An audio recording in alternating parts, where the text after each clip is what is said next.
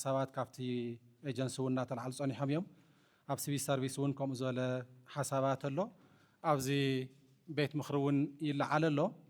سلازي ببعل مز درجة وي كم زبالة كافتي ايجنسي لعل زبالة نجار جيركا عطنا خير كان مخاد زخل حساب كوها تخيلو خصوصا تخيلو موسادي كالي وزيون بقوان مس استخبار بريزيدنت زرارة منيرة لازوزي كرا زخل نجاري زخون زلو زي ناي تدرا دارسم بريتوريا زملكت زنبرة سيكريتاريات سمم بريتوريا زملكت أبز حلفة زي استخبار بيت مخري قلت زخون وسان محلال فيود تحققون تبايتا زلون السيو سمم بريتوريا هلونا نادحنا نتناخنا الرقاق زلو زحسبنا سمم بسنكي أنكوز أكايدا صار سلام أكايدا من قستي إثيوبيا بتزدلنا يوم من قد خيدة كالن سلازي سمم بريتوريا نابل نافزي نجار كوينا هنكتسلين خلنا زي مالتجن ناي سلام دردر سمم ندحر حس تعاصي مالته يكونن لذي عين الدرادر ندينا دحر حزز تبعله بوجن من قست تجراي بوجن حزب تجراي كل جزء نسلامن دردرن برنا خففتيو ناي حزب تجراي ناي مريح ودو حوحات يكون ناي من قست تجراي متكلاو قوامون يسلام سلازي كلهم ناي سلام ما استات كفتي يوم جن سمم بريتوريا بتزرنا يوم من قدي أبزي اللخوينا ناي سمم بريتوريا ودابة زبها الحس كام خارج جن نوع الخام عشاو سلاز خنا قد محز وصلنا يزخون زلوا إذا مالت جن سلام كلنا قرت عاصي خمسة يكونه مرد يدلي كالي تمودا دباتاس زملكت استخبروا ايتمكي على سلاز خدوم ناي كوميشن بوليسن كوميشن انفستمنتن زملكتون اي كوميشن بوليسن كوميشن سنا مغبارن صرق عزينا زملكت بقطتانا بيت مخر تصوعته زخون زبل نجر تلعيلو اب حق منغستنا سلطانات منغستي اب سلسته بقلص تخفيلهم يوم حق موصي حق ترغامن حق فصامن زلو ايو ناي بوليس سراحن ناي كوميشن سنا مغبارن صرق عزينا سراح ببيت مخرز وصو حقታት مفصامي سلازي بيت مخرنا نا حق مفصام كملاس يبلون اب حق منغستنا ون بفلاي بزعبا كوميشن بوليس اب عنقص 58 نو سلستاشا بريزيدنت ناي سلام سراحتي زسرحو ناي صتا اكالاتن بوليسن بالعلواينت كم زمرح بقلص تقميطلو اذا ناي كوميشن سنه مغبارن صرق عزينا نون حق ناي مخبار سراح حق ناي مفصاميو بستفليه تخرت ناي غزينا سراحتي ناي غزينا تግባራት نمقصار تباهيلو ناي بعلو كوميشن تطايشو لمبر اب كاليون مس فتح مس قالته اب حدا تكال زخيدي سلازي حق ناي مفصام تግባር سلاز خونن اب بيت مخري نصواع مغبار غبو يكونن بت حق منغستي كالي استلعل عبي نطوي بطعم طنققون زدليو ازي ز اواج زينا ودادبا اواجس مس ديفاكتو ستيت استاساسر غير كاستلعله بطعمي تخكل يكونن ز اواج زي مس منم مس ديفاكتو ستيت زتاساسر ነገር አይብሉን اب ز بيت مخرزي اب قدمي زلو لغو يخون افتم حقታት بግልጺ افتو نغاريص ጋዜጣ بግልጺ ብሔራዊ ክልላዊ መንግስት ትግራይ እቲ ቤት ምኽሪውን ቤት ምኽሪ ብሔራዊ ክልላዊ መንግስት ትግራይ حقتاتنا ون حقتات بيراو كلاو منغست تግራይ ኮይኖም እዮም ዝወጹ ዘለው ስለዚ እዚ ቀሊል ነጥብ ይኮነን ካሊ ጸላእቲ ይኹኑ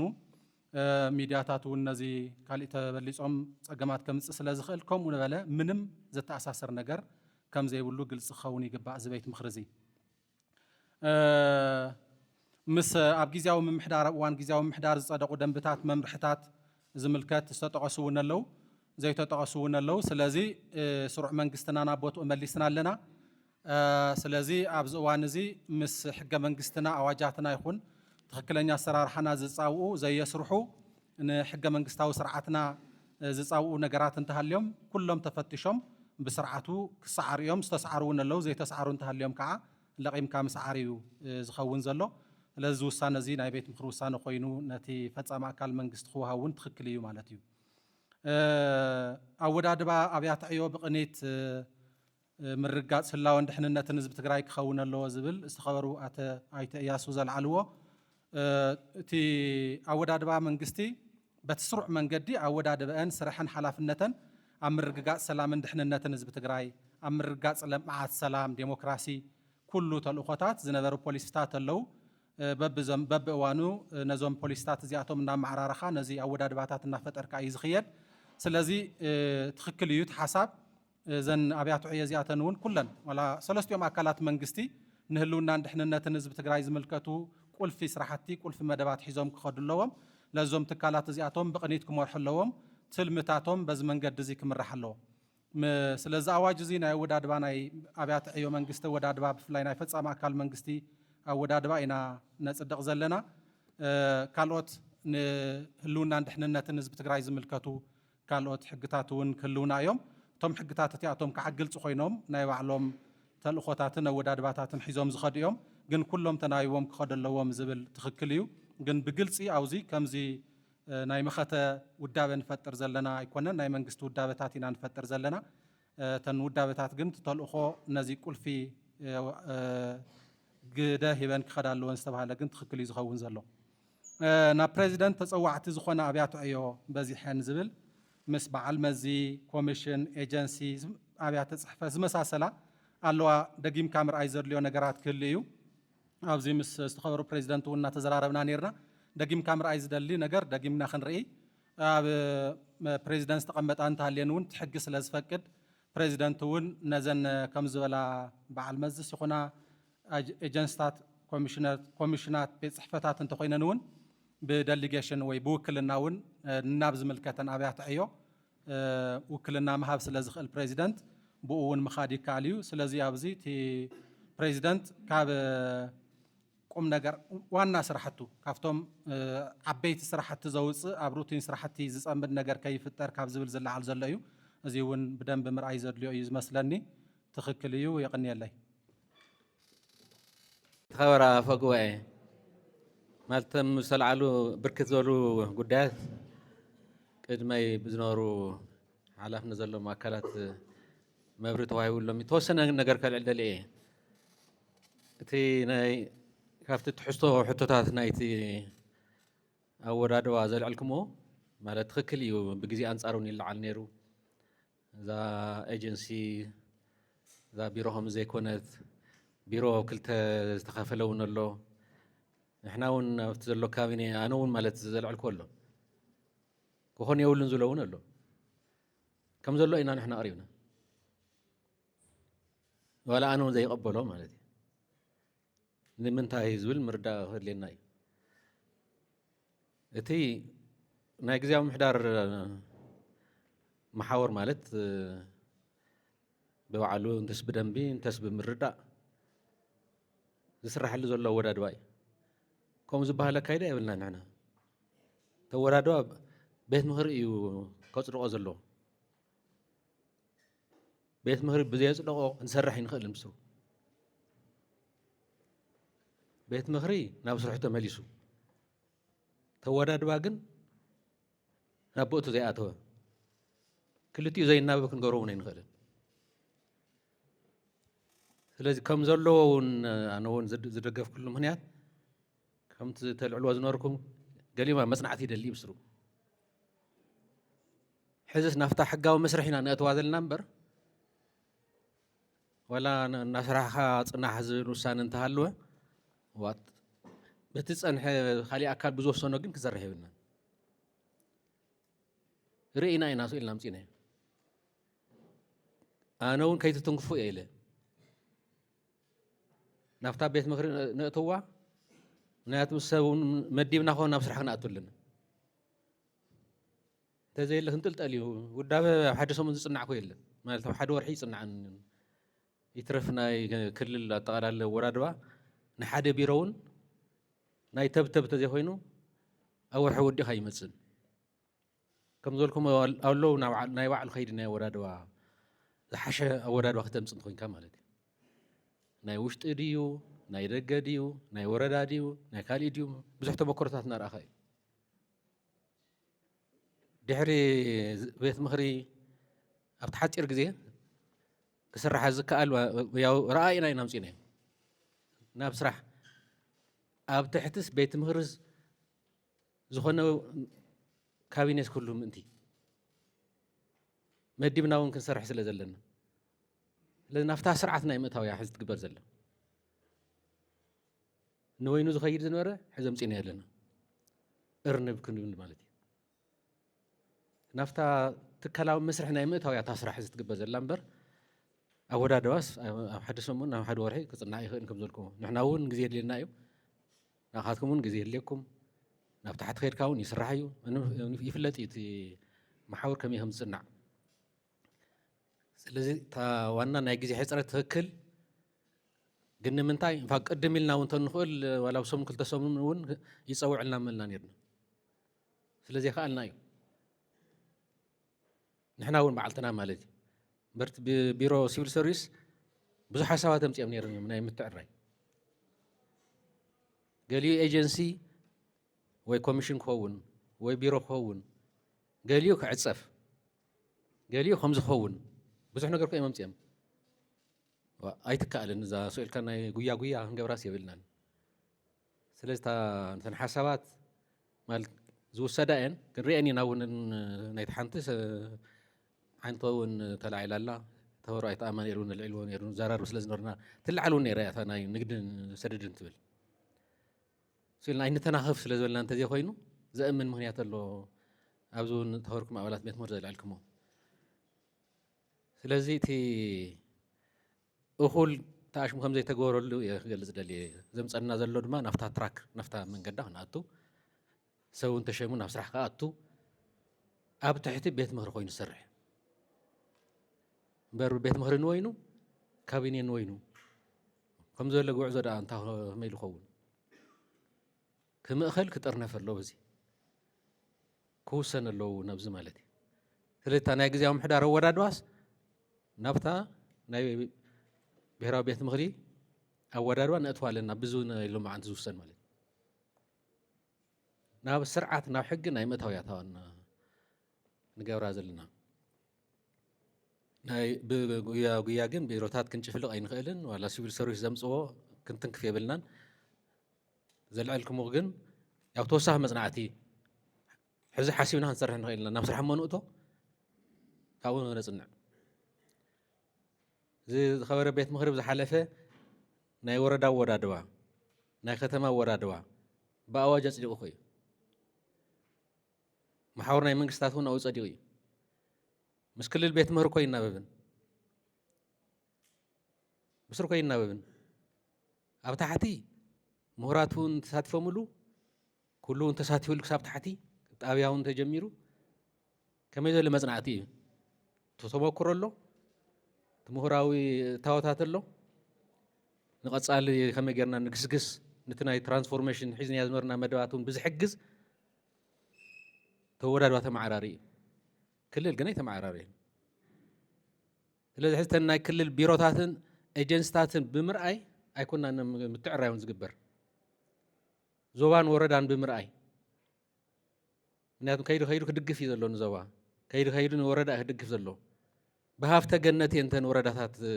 ተመዓራሪ እየን ዘሎ ናብ 6 ሃፍተ ገነት መሰረት ገይሩ እቲ ወረዳታት ኣወዳድኡ ተመዓራሪ ዘሎ ናብ ላዕሊ ሕዘ ይመፀን ቢሮ ሕርሻ ከም ዘላ ተሓዘ ይትቀጽልን ብትንተና እያ ትወፅእ ቢሮ ሕርሻ በቲ ናይ ሃፍተ ገነት መጽናዕቲ ንወይኑ ናይ ቢሮ እንስሳ ዝበሃል ክወፅእ ይኽእል እዩ ሃፍቲ እንስሳ ኢልካ መስኖ ንወይኑ ክወፅእ ይኽእል እዩ ምስ ዘራእቱ ንወይኑ እዩ ትጸንሐ ቢሮ እውን ኣይወፅልን ኣነ እዚ ክትርድኦ ምእንቲ እየ ዘልዕሎ ዘለኹ እናፈለጥናዮ ትምትዕራይ ዝደልዮ ስራሕቲ ጽግን ኣቢልና ይጽደቐልና እንተበልና ምስልካ ፀወታ እዩ እሞ እናፈለጥናዮ ስለዚ ዘይምትንካፍ ያው እቲ ኩነታትና እውን ንፈልጥ ኢና ቀልጢፍና ናብ ስራሕ ኣብ መኸተ ኢና ዘለና ብዙሕ ምትዕራይ እውን ዝግበረሉ ግዜ ይኮነን እዚ ካብ ሓደ ቢሮ ናብ ሓደ ቢሮ ሰራሕተኛ እናገላበጥና ዲና ክንከይድ ኣይንኽእልን ኣብቲ ዘይምርጋእስ ንውስኸሉ እሞ ዘይበሰለ ካልእ ሕምስምስ ኢና ተሓምስ ኢና ንፍጥር እቲ ዘሎ ተሓምስ ድማ ስርዓት ህድእ ኣቢልና ስርዓት ክነትሕዞ እዚ ድማ ያው ኣብቲ ምደባታት ድሓር ክንርኢና ኣብቲ ሽመት ትሕዚ ዘለኩም ዘለኹ ናይ ድሕረ ባይታ ዘለዎም ኣብ መጽናዕትታት ዝነበሩ ዝፈልጥዎ ሰባት ኢና ንምፅእ ዘለና ናብ ቅድሚት ስራሕ እውን ክመርሑ እቲ ዝተባሃለ ተጀመረ መጽናዕቲ እውን ክምልኡልና أفتي مدادوا ونكم غيرنا لنا أفتي زقصل شمتات لذي بو أنت تردأنا يو تناي بيرو ناي نقدن سددن قريبا أنا يرى أنا بتي أولاد بيت مهر زل علو توصلنا إذا حيش يزل أنا مسانون فولي يوزول مالت فولي بزول برت زي متن كافي أنا زمرس جن فولي يبزول تفلي الأخر لوزول تفلاليو أولاد العلم ولو تلعيلون صنحيو يصنح بزولين نام صينين يرنا أنا سقطيون يمثل زلو نستاخلا برن بيرو نقدر سددني لازم صنع شمن يون يلن بإيجنسي سلزخونه جن بيرو انتخوينا يو قصالي كمدمر له خمس غل ويد ما تمدي ولو ناس راح تصنح ساعه توسنه زي انو سدا يزلو بأولاد بيت مهري حساب زي امنا يكون نيرو قدمو جن يصنح كاب زولي نيرو نسان نو سدا تتصوعنت توهاله كمتي تخبر امانيل مال زل علو بوكلنا انا نغورو اين تنكف سلازول نمبر 10 30 مغير هيسرح سرح كو يكالن كم زولكم حزي جن نصقع نخيلنا ناوطاشمو غزياو مالتي جن بمصنعتي እዩ ዘየልየና ኤጀንሲ ተልዩን ናብ ገሊኡ ከምቲ ገሊኦም ዘልዕልኩሞ ክንላገው ንኽኢልና ዘየድልየና እንተኮይኑ ጣላላውን ያልኩ ነጥፎ ብኻሊእ መንገዲ ክንትክኦ ስለንኽእል ንግዚኡ ነናውተኣሽሞ ብውክልና መን ክሰርሖ ወይ ተበቲኑ እዩ ክተርፍ ማለት እዩ ስለዚ ብውክልና ንኽድ ታውሳነ ግን ተፅናሒ እዩ ዘሎ እቲ ኣጠቓላላ ወዳድባ ምስ ተረኣየ ጊዜና እውን ርኢና ዝፈቅደልና እውን እንተኮይኑ እቲ ኩነታት ርኢና ምትዕራይ ዝተማልአ ምትዕራይ ምስ ዞባ ዝናበብ ምስ ወረዳ ዝናበብ ናይ ቀጻሊ ከይድና ተጀሚሩ ዝነበረ ተኾለፈ ንኡውን ብዝጠቅም ኢና ክንመዓራርዮ ዘለና ግዜያዊ እዚኣ ትሕሽ እዚኣ ትላገብ ዝብል ኣይንኸድን እምበር ኣነ እውን ሕዚ ሰው ኢሉ ቀጥታ እውን ክላገባ ዝግበአን ዝብለና ኣለዋ መናኡ ይንኣቱ ነፃፂልና ይንኸይድ ቆንፂልና እውን ይንኸይድ ስለዘይጠቅም ተሓሳባት ሒዝና ያለና እታወታት እዩ ንትቐጻሊ ነመዓራርዮ እውን መበገሲ ንገብሮ ኢና ግን ከም ዝበልኩም ድማ ግዜ ወሲድካ ዝረአ ስለ ዝኾነ ግዜ ብትረኽብሉ እውን ክንዳልዮ ኢና ንቐጻሊ ማለት እዩ እታ ናይ ሕዚ ግን ናብ ንቡር ንእቶ እያ ናብ ንቡር ንእቶ ሰብ ይመደብ ዋላ ብታ ዘላ ዋላ ምትዕራይ ይደሊ እንተዋላ እናበልና እውን ናብ ንቡር ምእታው ይጠቕመና እዩ ኣብ ትሕቲ ውሳነ ቤት ምኽሪ ዝሰርሕ ካቢነ ይህልወና ማለት እዩ ኣብቲ ቀጻሊ ዝመዓራረ እንተሊና እውን ክነመዓራር ኢና ስለዚ በዚአን ምግላጼ ይቐኒየለይ ሕጊ ተመረቑ እዮም ስራሕ ልምዶም ብዝምልከት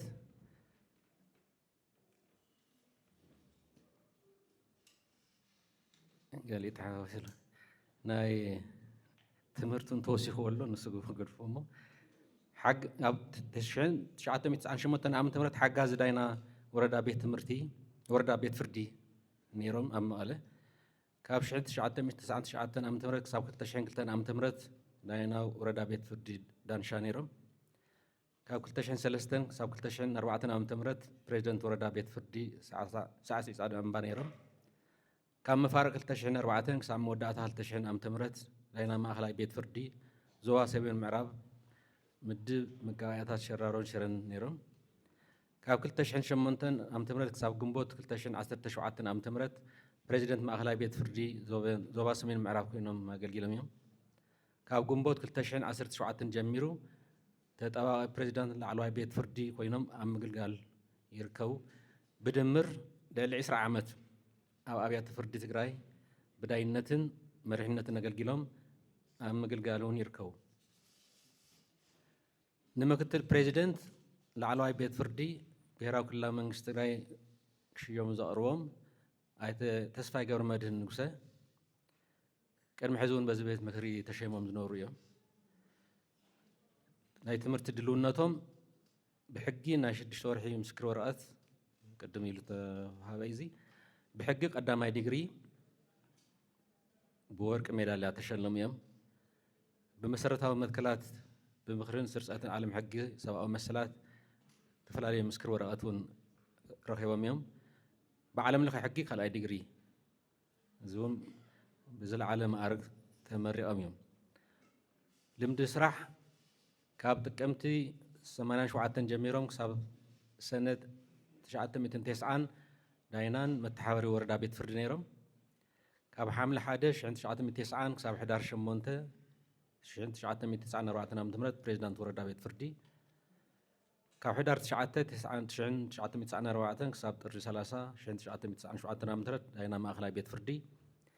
ካብ ለካቲት 1 1997 ክሳብ ታሕሳስ 30 2003 ዓ.ም ፕሬዝዳንት ማእኸላይ ቤት ፍርዲ። ካብ ጥሪ 1 2003 ክሳብ ሚያዝያ 15 2010 ዓ.ም ዳይና ላዕለዋይ ቤት ፍርዲ ክልል ትግራይ። ካብ ሚያዝያ 16 2010 ዓ.ም ክሳብ መስከረም 3 2016 ዓ.ም ምክትል ፕሬዝዳንት ላዕለዋይ ቤት ፍርዲ ክልል ትግራይ። ካብ መስከረም 4 2016 ዓ.ም ክሳብ ሕዚ ዳይና ላዕለዋይ ቤት ፍርዲ ክልል ትግራይ ኮይኖም ዘገልግሉ እዮም።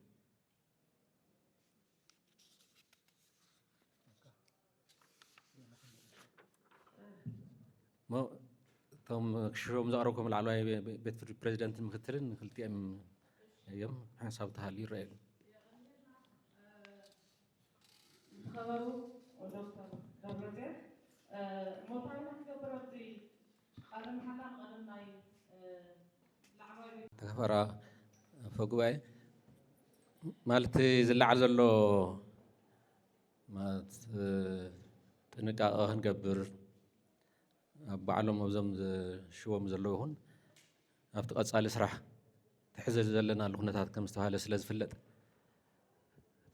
እቲ ሓደ ህዝብና ስኢንዎ ዘለውን ፍትሒ ስለ ዝኾነ እዚኦም ከዓ ብዝለዓለ ክመርሑ እውን ይሽዎም ስለ ዘለዉ እንታወት እዮም እዚኣቶም ተጠንቂቕና ዶ ነምፆም ኣለና ዝብል ኣነ ግቡእ እዩ ዝብል እዩ ዘለኒ ዝተለዓለ ኣብዚኣ እውን ስለ ዘለዉ ኩሎም ይሰምዕዋ እዮም ዘለዉ እንታይ ትፅቢት ይግበሩን ከም ዘሎ ማለት እዩ ለማቐነ ካየድ ነይሩ ዝበሎ ክቡር ኣይተ ንጉሰ እውን ሓደ ምልክት ምዃኑ ንስማዕ ማለት እዩ ሓጋዝ ምዃኑ ምስ ይሪአ ኣለኹ እዩ ገምጋም ኣይኮነን እዚ እቲ ምልክታት ማለት እዩ እቲ ሓደ ፅቡቕ ነገር ኣነ ዘሎ ማለት ብቐረባ ኣይተ ተስፋ እያ ንፈልጥ ብስራሕ እውን ኣይተ መንግስቱ ቀረባ እየ ዝፈልጦም ግን ዓንቲ ወይ ዝተኸበሩ ኣይተኽላ የልዕሉ ነይሮም ኣብ ሰሜን ምዕራብ እናሃለዉ ግን ይፈልጥ እየ ኣብዚ ሓላፍነት እናሃለኹን ያው እንታይ ከም ዝስራሕ ማለት እዩ በብኸባቢኡ ብቐጥታ ዋላይ ንረኸብ እንታይ ይሰርሑ ከም ዘለዉ ማለት እዩ ከመይ ተደጋጊፎም ይሰርሑ ከም ዘለዉ እቲ ናይ መኸተ እውን ይፈልጦ እየ እቲ ምንቅስቓስ ናይ ኣይተ ተስፋዩን ከምኡ ስለዚ እቲ ኣብ ክልል መኸተ ፍሉጥ እዩ ኣብታ ሰልፊ እዮም ነይሮም ንሳቶም እውን ከም ሰብ ሙያተኛታት ኮይኖምን ኣይኮነን ተፀጊዖም ሓጊዞም እዮም እቲ ዋና ግን ብታ ትበሃል ዘላ ኣብታ ፍትሒ ብላዕለዋይ ቦታ እውን ይሕዙ ስለ ዘለዉ ክሕግዙና ዶ ይኽእሉ ነቲ ዘሎ ፀገማት ኣብ ምፍታሕ ዝብል በይኖም ዋላ እንተዘይፈትሕዎ ኣነ እወ እየ ዝብል ሓደ ካብ ታሕቲ እዮም ናይ ክልቲኦም ተሪእና እማ ካብ ታሕቲ እዮም ጀሚሮም ዘሊሎም ኣይኮነን ናብ ላዕሊ መፅኦም ካብ ታሕቲ ካብ ወረዳ ብወረዳ ሓሊፎም ብማእኸላይ ቤት ፍርዲ ሓሊፎም ላዕለዋይ ቤት ፍርዲ ባ በፂሖም እዮም ካብ ታሕቲ እቲ ናይ ህዝቢ ፀገምስ ካብ ታሕቲ ሒዞም ይፈልጥዎ እቲ ትካላዊ ቁመናና ዝፈልጡ ማለት እዩ ከምቶም ካሊእ ስራሕ ንፈልጦ ዘዘሊልካ ናብ ላዕሊ ከምኡ ኣይኮነን ካብታ ታሕቲ በኣ እዮም ሓሊፎም ቀሊል ግዜ እውን ኣይኮነን ማለት እዩ ዋላ ዝተፈላለየ እንተኾነ ናይ ክልቲኦም ቀሊል ግዜ ኣይኮነን ማለት እዩ ይፈልጥዎ እዮም ነቲ ስርዓት ንከመሓይሹ እውን ተሓላፍነት ተዋሂቦምን ይኽእሉ እዮም እቲ ካሊእ መበገሲ ኣይተ መንግስቱ ሕዚ እውን ናፍታ ዘለዋ ፕሬዚዳንት ላዕለዋይ ቤት ፍርዲ ትግራይ እዚ ቤት ምክሪ ኣይሾመምን ግን ተመዲቦም ይሰርሑ እዮም ዘለዉ ሕዚ ኮ ፕሬዚዳንት እዮም ከምታ ንዓንቲ ወይ ዝበልክዋ ውሰድዋ ናብታ ትካላዊ መስርሕ ኢና ንኣቱ ዘለና ብቑዕ ኣይኮኖም ዘብል ሕዚ ንሕና ይበልናን ኣነ ይረኽኩን ሓፂር ግዜ እውን እዮም ክነውርዶም እንተኮይንና እውን ማለት እዩ ክንትክኦም እንተኮይንና እውን ማለት እዩ ኣብታ ስራሕ ኣብታ ሓፂር ግዜ እውን ደሓን ከም ዝኾነ እያ ንውን ሰሚዐ ዘሎ ግን ገምጋም ኣይኮነን እዚ ስለዚህ ሓድሽ ምደባስ ኣይኮነን ሕዚ ናብዛ ቤት ምክሪ ተኣሳሲሮም ስለ ዘለው ኣፈጻጽሞም ክንከታተሎም ኢና ኩልና ማለት ንሕና እውን በታ ፈጻሚ ቤት ምክሪ እውን ናብዚኣ እዮም ተፀዋዕነቶም ስለ ዝኾነት ናይ ቀረባ ክትትል ክንገብር ኢና ማለት ስለዚ ፍታ ቦታ ስለ ዘለው ካብታ ቦታ ዘልዕል ምንም ነገር የብልና ምስቲ ተመክሮን ሕዚ ዘሎም ኩነታትን ይቐፅሉ እያ ትኾን ዘላ ግን ዕላዊ ትኾነላ ሕዚ ናይ ግዜያዊ ምሕዳር ሹመኛ እንተይኮኑ ሕዚ ናይ ቤት ምክሪ ህዝቢ ትግራይ ይኾኑ ናፍታ ትካላዊ መስርሕ ይኣቱ ኣብታ ዝሓለፈ እውን መፅኦም ሪኢኹሞም እዮም ቤት ምክሪ ተፀዊዑ ኢሎም መፅኦም እዮም ቤት ምክሪ መኽቢሮም ማለት እዩ ኣይመፅን ኮ ማሊ ካሊ ኣይመፅን ማሊ ይኽእል እዮም ኣበይ ይፈልጦ ኣነ እዚ መን ሸይሙኒ ኣነ ሸመኒ ካሊእ እንታይ ክገብር እዚኣ ኮ ሰላልፋ እያ ንህዝቢ ትግራይ ኣኽቢሮም መፅኦም ማለት እዩ እዚ መፃ ይምፃእ ኢሎም ተፀሪፎምሉ ድማ እዮም እንታይ ትገብሩ ናብኡ ተኣቱ ተባሂሉ እታ ውግንና እውን ንሪኣ እያ ማለት እዩ እታ ሕግን ስርዓትን ተኸቲሎም ኣብዚኣ እናንበቡ እዮም ዘብሉና ነይሮም እዚኣ ተፅድቕዋ ዲኹም ተቐበልዋ ዲኹም ወሰኣያ እንትክእ ወሲድና ኣትዮም እዮም ኣኽቢሮም መፅኦም ቤት ምክሪ ስለዚ ኣነ ብቐፃሊ እውን ክንሪኦም ንኽኢልና ፀገም እውን ናይቲ ይረኣዩ ኣሎምን ኣብታ ቦታ እውን ኣለዉ ቅቡል ተገበርናዮም ብኡ ተቐቢል እዮም ቤት ምክሪ እውን ክቐበለኒ እያ ዝሓትት ንኣይተ ተስፋይ ምክትል እዮም ነይሮም ንሕና ሓቢርና ማለት ሾምናዮም እዮም ተጣቂዖም እዮም ተባሪሮም እዮም ብፖለቲካ ምክንያት በቃ እዚኦም ምስ ውድብ እዮም ያው ወዶም እውን ዘሰው እዮም ንባዕሎም ተቃሊሶም እዮም ኣብ ሕዚ እዚኦም ምእዘዙልናን ዝደለናዮም ይገብሩን ኢሎም ኣባረሮም እዮም በር ሕዚ ሓድሽ ገምጋም ኣይኮንና ነምፅእ ዘለና ብዘይ ኣግባብ እዮም ተላዒሎም ናፍታ ቦትኦም ንምለሶም እዩ ሕዚ ሓድሽ ገምጋም ኣይገበርናን ግን ንፈልጦም ኢና ኣብ ታሕቲ እውን ኣብ ዝሓለፈ ድሕሪ መቐለ ምእታውና እውን ንገብሮ ዝነበርና ናይ ቤት ምክሪ ኣኼባታት ዝብዎ ዝነበሩ ሓሳባት ንዝክር ኢና ናይ ቀረባን ማለት እዩ ወጊኖም እዮም ሰሙን ሓሳብ ዝቡ ነይሮም ምስ ብዞም ኮይኖም ማለት እዩ እምበር ምሁር እዮም ከም ዝተባሃለ ተሸላሚ እዮም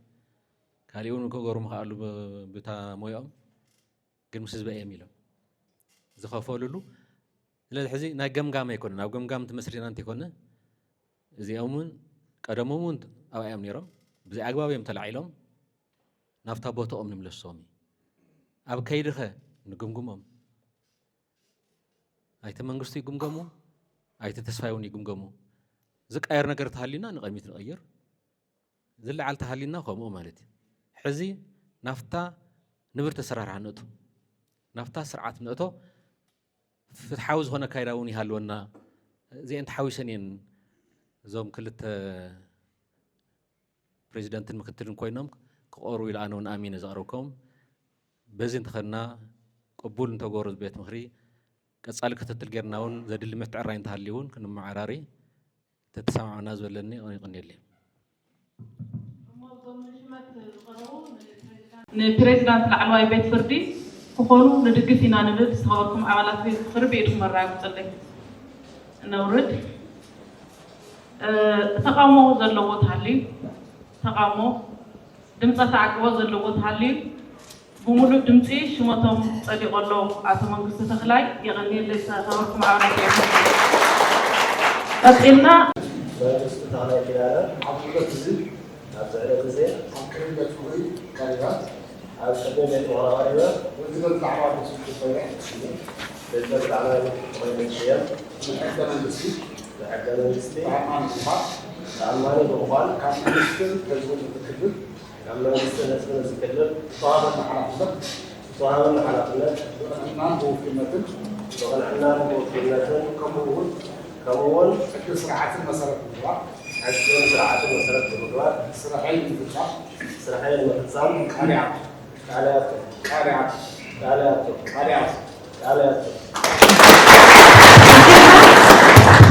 قريبة عبد العزيز زي عبد الكلزوم قريبة مكتب بريزيدنت العوائل بيت فردي كوينة تشيم مكتب بريزيدنت العوائل بيت فردي كوينة تشيم نحكي منجستي تأمل بمقال حتى منجستي تأمل بمقال كاب منجست الحزب السكلل كاب منجست الحزب السكلل ستوهبنا حلقنت ستوهبنا حلقنت وضعنا بوفينة وقدمنا بوفينة كمون حق سرعة مسألة بالجوار كمون حق سرعة مسألة بالجوار سرحين مقصام سرحين مقصام كالات كالات كالات كالات كالات شو بوهان نازل الكوكيدي هيدا أمانية لصفة نمهد بريدان في رأس الله من سراي على فكرة بكين كوينو يوم الأروم أمانية لصفة يا نمهد دلونا كتما يدري ماسترز ديجري تاكسن إنفستمنتن دبلوما بسعر علمدي نلعل 10 ዓመት ኣብ ዝተፈላለዩ ህዝባውን መንግስታውን ትካላት ዝሰርሑን ዘገልግሉን ኮይኖም ካብ ሰነ 1990 ክሳብ መስከረም 1994 ዓ.ም ኣባል ሰራዊት ሓይልታት ምክልኻል ሃገር ካብ መስከረም 2002 ክሳብ 2003 ዓ.ም መተሓባበሪ ውዳበታት ዩኒቨርሲቲ ኣዲስ ኣበባ ካብ መስከረም 2003 ክሳብ ታሕሳስ 2009 ዓ.ም ናይ ሕጊ መምህር ኣብ ዩኒቨርሲቲ ጎንደር ዓዲግራት መቐለን ታሕሳስ 2009 ክሳብ ታሕሳስ 2010 ዓ.ም ምክትል ፕሬዚደንት ላዕለዋይ ቤት ፍርዲ ብሄራዊ ክልላዊ መንግስቲ ትግራይ ካብ ታሕሳስ 2010 ክሳብ ጥቅምቲ 2013 ዓ.ም ሓላፊ ቢሮ ፍትሒ ብሄራዊ ክልላዊ መንግስቲ ትግራይ ካብ ሓምለ 2013 ክሳብ መጋቢት 2015 ዓ.ም ኣማኻሪ ሕጊ ፕሬዚደንት ብሄራዊ ክልላዊ መንግስቲ ትግራይ ካብ መጋቢት 2015 ክሳብ ጥቅምቲ 2016 ዓ.ም ቺፍ ካቢኔ ሰክሬታርያት ጊዜያዊ ምሕዳር ትግራይ ካብ ጥቅምቲ 2016 ክሳብ 2017 ዓ.ም ኣቐባሊ ቃል ህዝባዊ ወያነ ሓርነት ትግራይ ካብ ሚያዝያ 2017 ክሳብ ሕዚ ምክትል ፕሬዚደንትን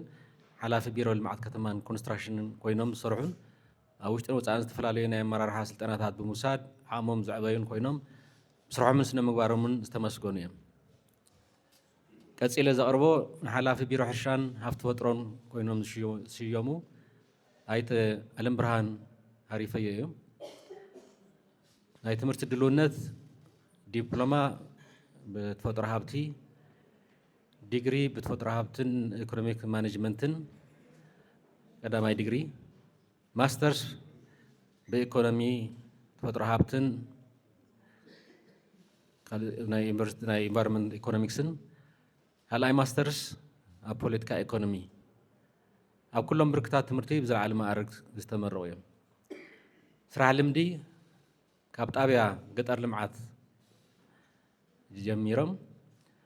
ኣብ ሃዋሳ ዩኒቨርሲቲ ከም ረዳት መምህር ነይሮም ምክትል ዋና ማሕደርን ሓላፊ ቤት ፅሕፈት ሕርሻ ገጠር ልምዓት ኣብ ወረዳታት ኣፅብን ክልተ ወላዕሎን ኣገልጊሎም ዝተፈለየ ማለት ስፔሻሊስት ናይ ሕርሻ ናይ ለውጢ ኣየር ዝፃወር ብዝብል ድማ ቢሮ ሕርሻን ሃብቲ ተፈጥሮን ምክትል ሓላፊ ኮይኖም ኣገልጊሎም ሕዚ ኣብ ቀረባ ድማ ሓላፊ ቢሮ ሕርሻን ሃብቲ ተፈጥሮን ኮይኖም እናሰርሑ ዝርከቡ እዮም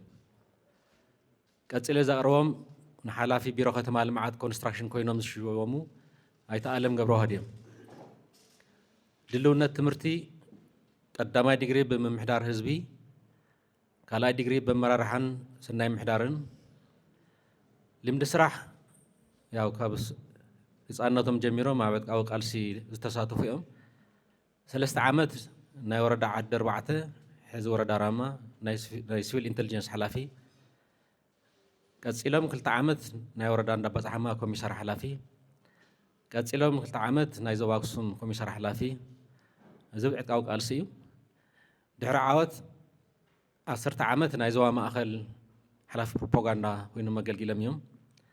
ኣብ ዞባ ምዕራብ 4 ዓመት ኣገልጊሎም 2 ዓመት ምክትል ኣመሓዳርን ሓላፊ ፕሮፓጋንዳን ኮይኖም 2 ዓመት ድማ ብዞባ ኣመሓዳሪ ብዞባ ኣመሓዳሪ 1 ዓመት እውን ኣብ ማእኸላይ ዞባውን ኣገልጊሎም እዮም ቀፂሎም 4 ዓመት ሓላፊ ፕሮፓጋንዳ ህወሓት 2 ዓመት ሓላፊ ቢሮ ሃፍቲ ማይ ኮይኖም እውን ኣብ መንግስቲ ሰሪሖም እዮም 9 ዓመት ብደረጃ ምክትል ርእሰ ምሕዳር ሓላፊ ቤት ፅሕፈት ህወሓት ኮይኖም እውን እናገልገሉ ፀኒሖም እዮም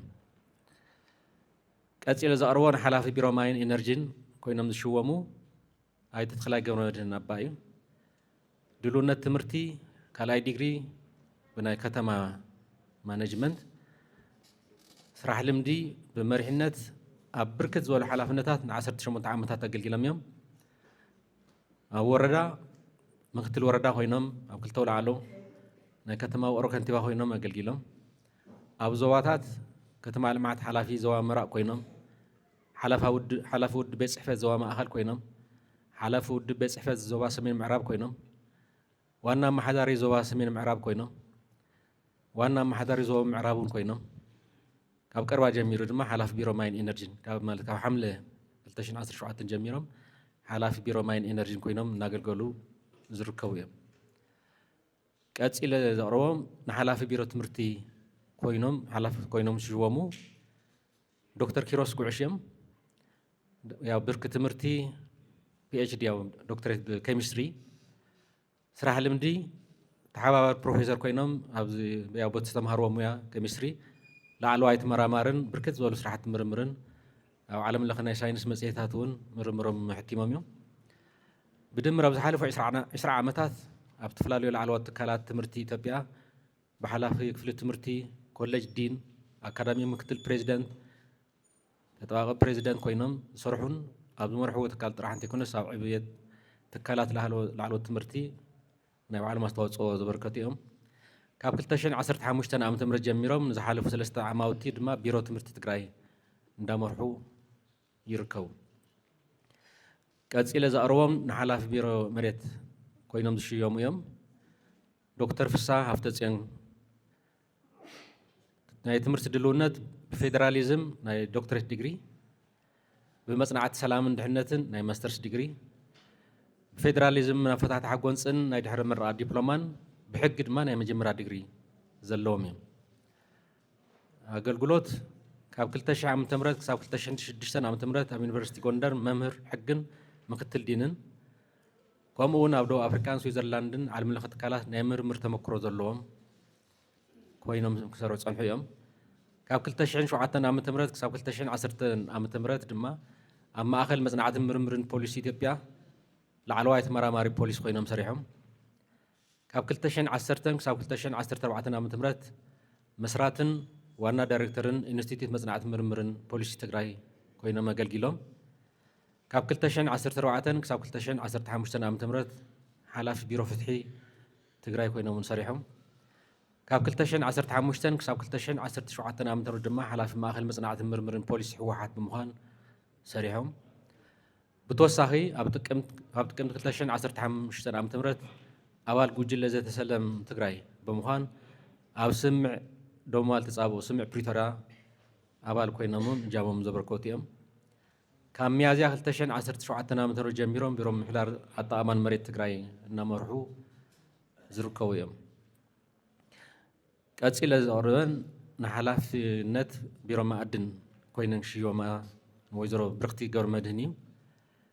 ደረጃ ትምህርተን ድልውነት ትምህርቲ ቀዳማይ ዲግሪ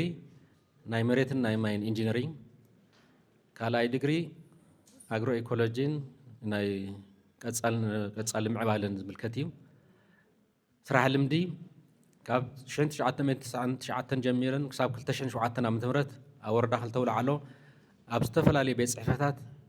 ሓላፊትን ክሳብ ምክትል ወረዳ ኣመሓዳሪን ኮይነን ን10 ዓመት ኣገልጊለን እየን። ካብ 2008 ክሳብ 2010 ዓ.ም ኣብ ዞባ ምብራቅ ዞባ ኮሚቴ ብምዃን ኣብ ዝተፈላለዩ ሓላፍነታት ን3 ዓመት ኣገልጊለን ካብ 2010 ዓ.ም ክሳብ 2011 ዓ.ም ከንቲባ ከተማ ውቅሮ ኮይነን ን1 ዓመት ኣገልጊለን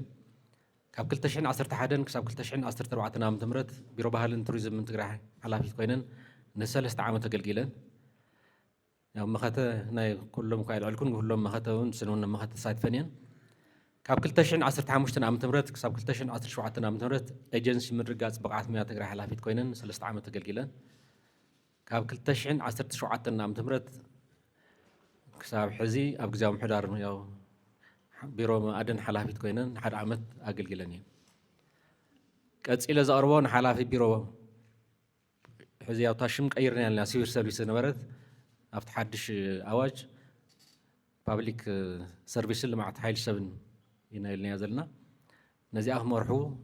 ክሽየሙ ብሕፀ ዘቕርቦም ዘለኹ ዶክተር ተኽላይ ተስፋይ ገብረ እግዚኣብሔር እዮም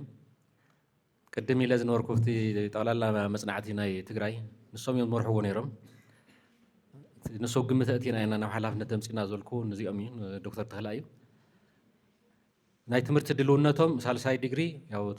ፒኤችዲ ዝበሃል በመራርሓ እዩ ሊደርሽፕ ዝበሃል ድሕረ ምረቓ ዲፕሎማ ብልምዓትን ከተማን ኣባይትን ዝምልከትን ናይ ትምህርቲ ድልውነት ኣለዎም ስራሕ ልምዲ ካብ 79 ክሳብ 1979 ክሳብ 1984 ኣብ በዓል መዚ ልምዓትን መፅናዕትን ሽንጥሮታት ኢትዮጵያ በዓል ሞያ ኣመራርሓ ስራሕ ኮይኖም ፀኒሖም ካብ 1984 ክሳብ ሓምለ 2015 ብመምህርነት ብዝተፈላለዩ ሓላፍነታት ዘገልገሉ እንትኸውን ኣብ ውሽጢ ዩኒቨርሲቲን ኣብሎም ሓላፍነታት ኣብ 92 ክሳብ 95 ኣብ ዩኒቨርሲቲ መቐለ ዲን ኮሌጅ ቢዝነስን ኢኮኖሚክስን ካብ 1995 ክሳብ 97 ኣካያዲ ስራሕ መዘጋጃዊት ከተማ መቐለ ኮይኖም ኣገልጊሎም ካብ 1998 ክሳብ 2000 ኣብ ዩኒቨርሲቲ መቐለ ምክትል ፕሬዚዳንት ኮይኖም ኣገልጊሎም ካብ ነሓሰ 2015 ክሳብ ሕዚ ዋና ዳይሬክተር መፅናዕትን ምርምርን ፖሊስ ትግራይ ኮይኖም እናገልገሉ ፀኒሖም እዮም ካብዚ ብተወሳኺ ኣብ ዝተፈላለዩ እዋናት ኣብ ወዳድባን ካልኦት መፅናዕትታትን ብምስታፍን ብምምራሕን መንግስቲ ትግራይ እናሓገዙ ዝመፁ ኣመራርሓ እዮም ቀፂለ ዘቕርቦን ሓላፊ ቢሮ ጥዕና ኮይኖም ክሽየሙ ዘቕረብክዎም ዝሓፀኽዎም እዩ ዶክተር ፀጋይ በሪሁ ተስፋ እዮም ደረጃ ትምህርቶም ሜዲካል ዶክተር እዩ ናይ ስራሕ ልምዶም ካብ 2007 ካብ 2008 ዓ.ም ኣብ ሆስፒታል መቐለ ሓኪምን ሜዲካል ዳይሬክተርን ካብ 2009 ክሳብ 2010 ዓ.ም ኣብ ዩኒቨርሲቲ መቐለ ኮሌጅ ጥዕና ሳይንስ ዓይደር ብሞያ ሕክምና መምህርን ምክትል ሜዲካል ዳይሬክተር ሆስፒታል ካብ 2011 ዓ.ም ክሳብ ሕዚ ኣብ ክልል ጥዕና ቢሮ ትግራይ ምክትል ቢሮ ሓላፊ ኮይኖም እናገልገሉ ዝርከቡ እዮም ቀፂለ ዘቕርቦም ንሓላፊ ቢሮ ጉዳያት ኮሚኒኬሽን ኮይኖም ክሽየሙ ዝሓፀኽዎም ዶክተር ኣብርሃም ሓጎስ ተኪኦም ድልውነት ትምህርቲ ቀዳማይ ዲግሪ ብመምህርነት ቋንቋ እንግሊዝኛ እዩ ካልኣይ ዲግሪ ፓብሊክ ፖሊሲን ኢኮኖሚያዊ ልምዓትን ካብ ደቡብ ኮርያ እዩ ሳልሳይ ዲግሪ ኣብ ቻይና ያው ዶክትሬት ዲግሪ ብዓለም ለኸ ኢኮኖሚ ተመሪቖም እዮም ናይ ስራሕ ልምዶም ካብ 1993 ክሳብ 1998 ብመምህርነትን ርእሰ መምህርነትን ካብ 1999 ክሳብ 2001 ብምክትል ዓም ህንፀት ምክትል ምልዓልን ሓላፊ ምልዓልን ኣብ ወረዳ ሓፈሮም ኣብ 2002 ምክትል ምልዓል ዞባ ማእኸል ኣብ 2003 ክሳብ 2005 ኣመራርሓን ሓላፍን ሱፐርቪዥን ኣብ ቤት ፅሕፈት ህወሓት ኣብ 2007 ሓላፊ ፖለቲካዊ ስራሕቲ ከተማታት ኣብ ቤት ፅሕፈት ህወሓት ካብ 2008 ክሳብ 2010 ምክትል ኣመሓዳሪ ዞባ ደቡብ ካብ ነሓሰ 2015 ክሳብ ግንቦት 2017 ሓላፊ ዘርፊ ምሁራትን ላዕለዎት ትምህርቲ ትካላትን ኣብ ቤት ፅሕፈት ህወሓት ካብ ሰነ 2017 ክሳብ ግንቦት 2018 ኣመሓዳሪ ዞባ ምብራቕ ቀፂለ ዘቕርበን ሓላፊ ቢሮ ቴክኒክ ሙያን ምፍጣር ዕድል ስራሕን ኮይነን ዝሽወማ ወይዘሮ ኤልሳ ተስፋይ ገብረ ማርያም እየን ደረጃ ትምህርተን ቀዳማይ ዲግሪ መምህርን ኣመራርሓ ትምህርትን ማስተርስ ኤምቢኤ ግልጋሎት መሪሕነት ኣብ 2006 ዓ.ም ምክትል ኣፈ ጉባኤ ወረዳ ሓውዜን ቀፂለን ሓላፊት ርክብ ህዝብን መንግስትን ኣብ ወረዳ ሓውዜን ቀፂለን ምክትል ኣዶ ወንበር ሊግ መናእሰይ ህወሓት ሓላፊት ናይ ከተማታት ክትትል ሊግ መናእሰይ ኣብ ክልል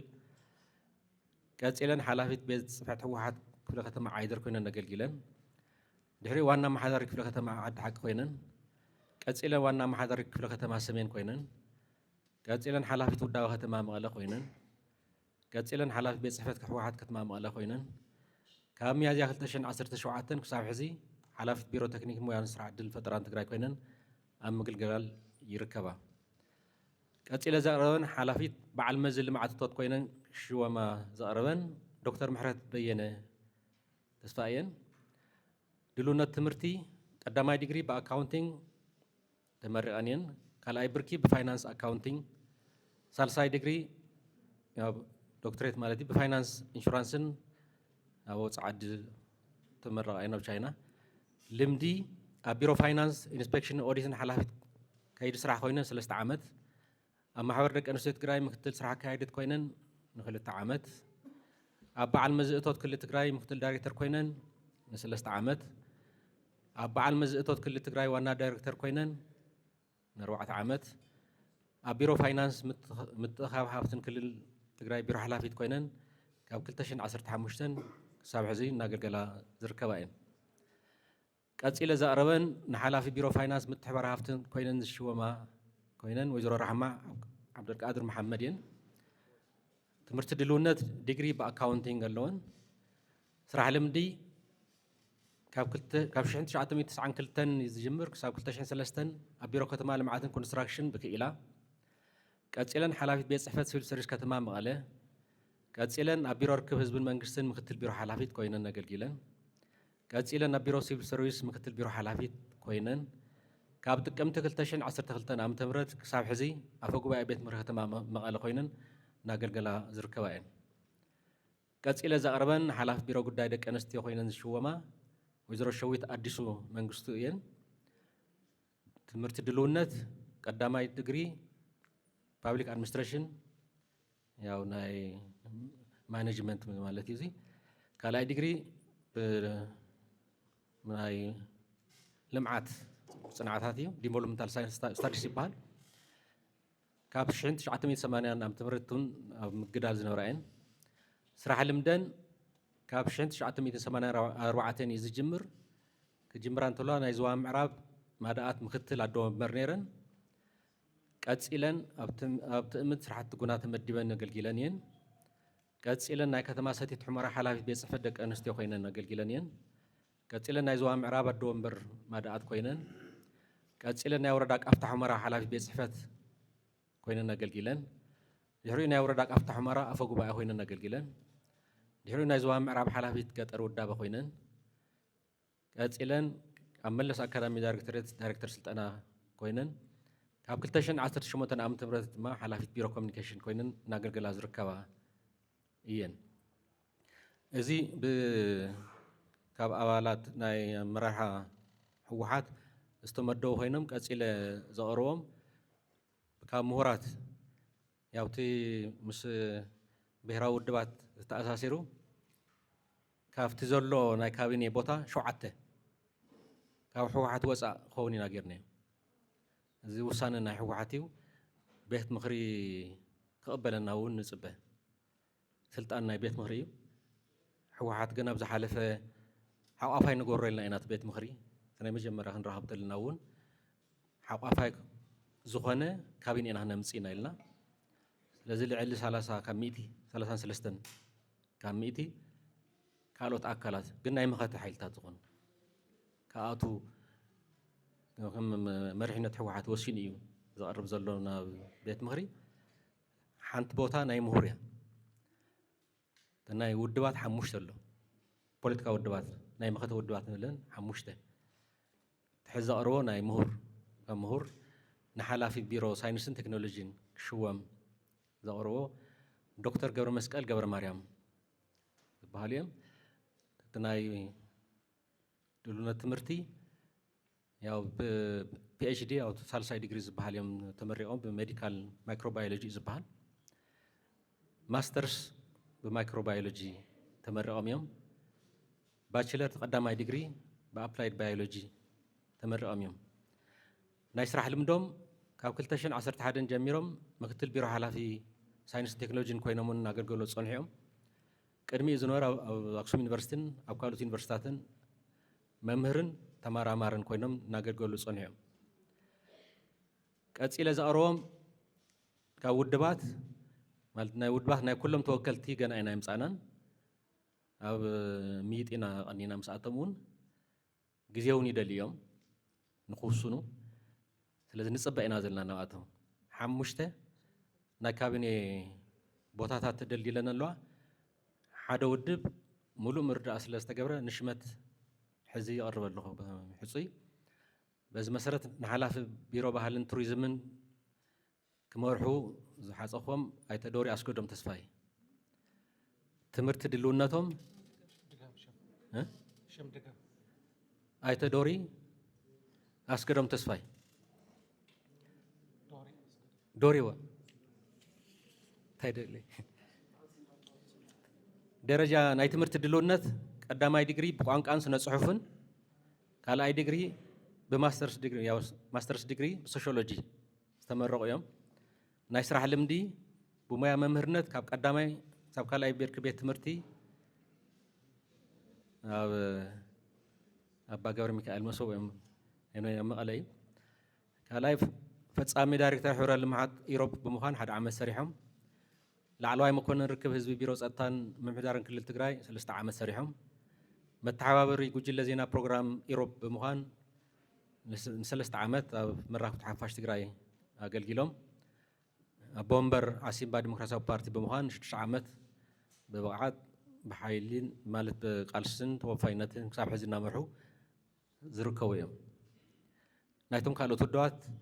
ኣብ ቀጻሊ ክነቕርብ ኢና ውሳነ ናይ ቤት ምኽሪ ግን ክልየና እዩ ኣብ ከይዲ እናተረዳድኣና ብዝኽና ወፅሪ ናብ ሓላፍነቶም ክኣቱ ውክልና ንፕሬዚደንት ክወሃብ ሓትት ቀፂለ ናይ ዞባ ኣመሓደርቲ ኮይኖም ክሽወሙ ዝተሓረዩ ኣመራርሓታት ኣይወዳእና ሓንቲ ቢሮ እውን ኣላትና ካብተን ናይ ውድባት ናይ ፀጥታ ካብ ሰራዊት ነምፂና ኢልና ሳውን ኣብ ቀጻሊ ክትርአ ማለት መዲብና ነስራሕ ኢና ግን ኣብ ቀጻሊ ዞባ ኣመሓደርቲ ኣመሓዳሪ ዞባ ሰሜን ምዕራብ ኣይተወልደ ኣብርሃ ገብረ ጻድቅ ናይ ትምህርቲ ድልውነት ቀዳማይ ዲግሪ ናይ ገጠር ልምዓት ካልኣይ ዲግሪ ማስተርስ ያው ካልኣይ ዲግሪ ናብ ቢዝነስ ምምሕዳር ቢዝነስ ኣድሚኒስትሬሽን ስራሕ ልምዲ ብርክት ዝበለ ናይ ስራሕ ልምዲ ኣለዎም ካብ ጣብያ በዓል ሞያ ጀሚሮም እዮም በመራርሓ ደረጃ ወረዳ ዶግ ዓተንቤን ወረዳ ሊግ መንእሰይ ሓላፊ ነይሮም ወረዳ ማይን ኣብ ወረዳ እውን ማይን ማዕድን ኤነርጂ ቤት ፅሕፈት ሓላፊ ኮይኖም ኣብ ወረዳ ክልተ ውላዕሎ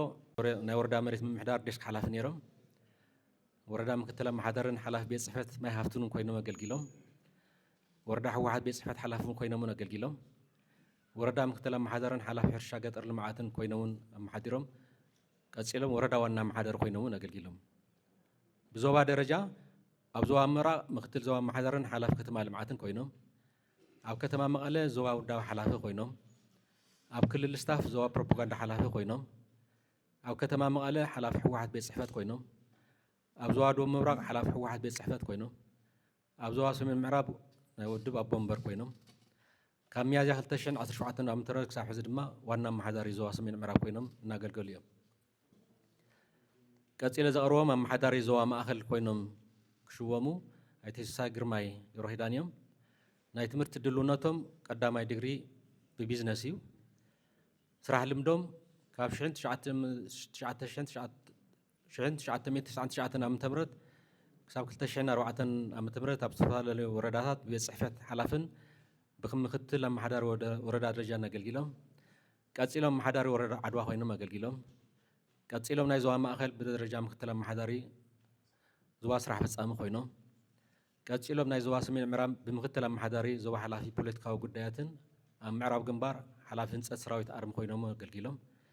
ካብ 2017 ዓ.ም ክሳብ ሕዚ ኣመሓዳሪ ዞባ ማእኸል ኮይኖም እናሰርሑ ዘለው ኣመራርሓ እዮም ቀፂሎ ዘቕረቦም ናይ ዞባ ደቡብ ኣመሓዳሪ እዮም ኣይተ ዝናቡ ገብረመድህን ናይ ትምህርቲ ድልውነቶም ቀዳማይ ዲግሪ ብፖለቲካል ሳይንስን ዓለም ለኸ ርክባትን ተመሪቖም እዮም ካልኣይ ዲግሪ ብወፃኢ ፖሊስን ዲፕሎማስን ተመሪቖም እዮም ናይ ስራሕ ልምዶም 5 ዓመት ናይ ዩኒቨርሲቲ ናይ ሕወሓት ኣባላት መምህራን ተምሃሮን ሰራሕተኛን መተሓባበሪ 2 ዓመት ኣማኻሪ ፖለቲካዊ ጉዳያት ርእሰ ምሕዳር ክልል ጋምቤላ 1 ዓመት ኣብ ዋና ቤት ፅሕፈት ሕወሓት ሓላፊ ከተማ ውዳበ 1 ዓመት ኣብ ዋና ቤት ፅሕፈት ሕወሓትን ሓላፊ ሚድያን ልሳናትን ኮይኖም ካብ ሕዳር ጀሚሮም ኣብ 2013 እዚ ካብ ግንቦት 27 2017 ኣብ ኣርሚ 44 ሓይሊ ህንፀት ረጅመንት ኮሚሳር ኮር ኮማንድ ቤት ጽሕፈት ሓላፊ ከምኡውን ሓጋዝ ኣርሚ 44 ኮይኖም ናይ ኣርሚ 44 ኮይኖም እናገልገሉ ጸኒሖም እዮም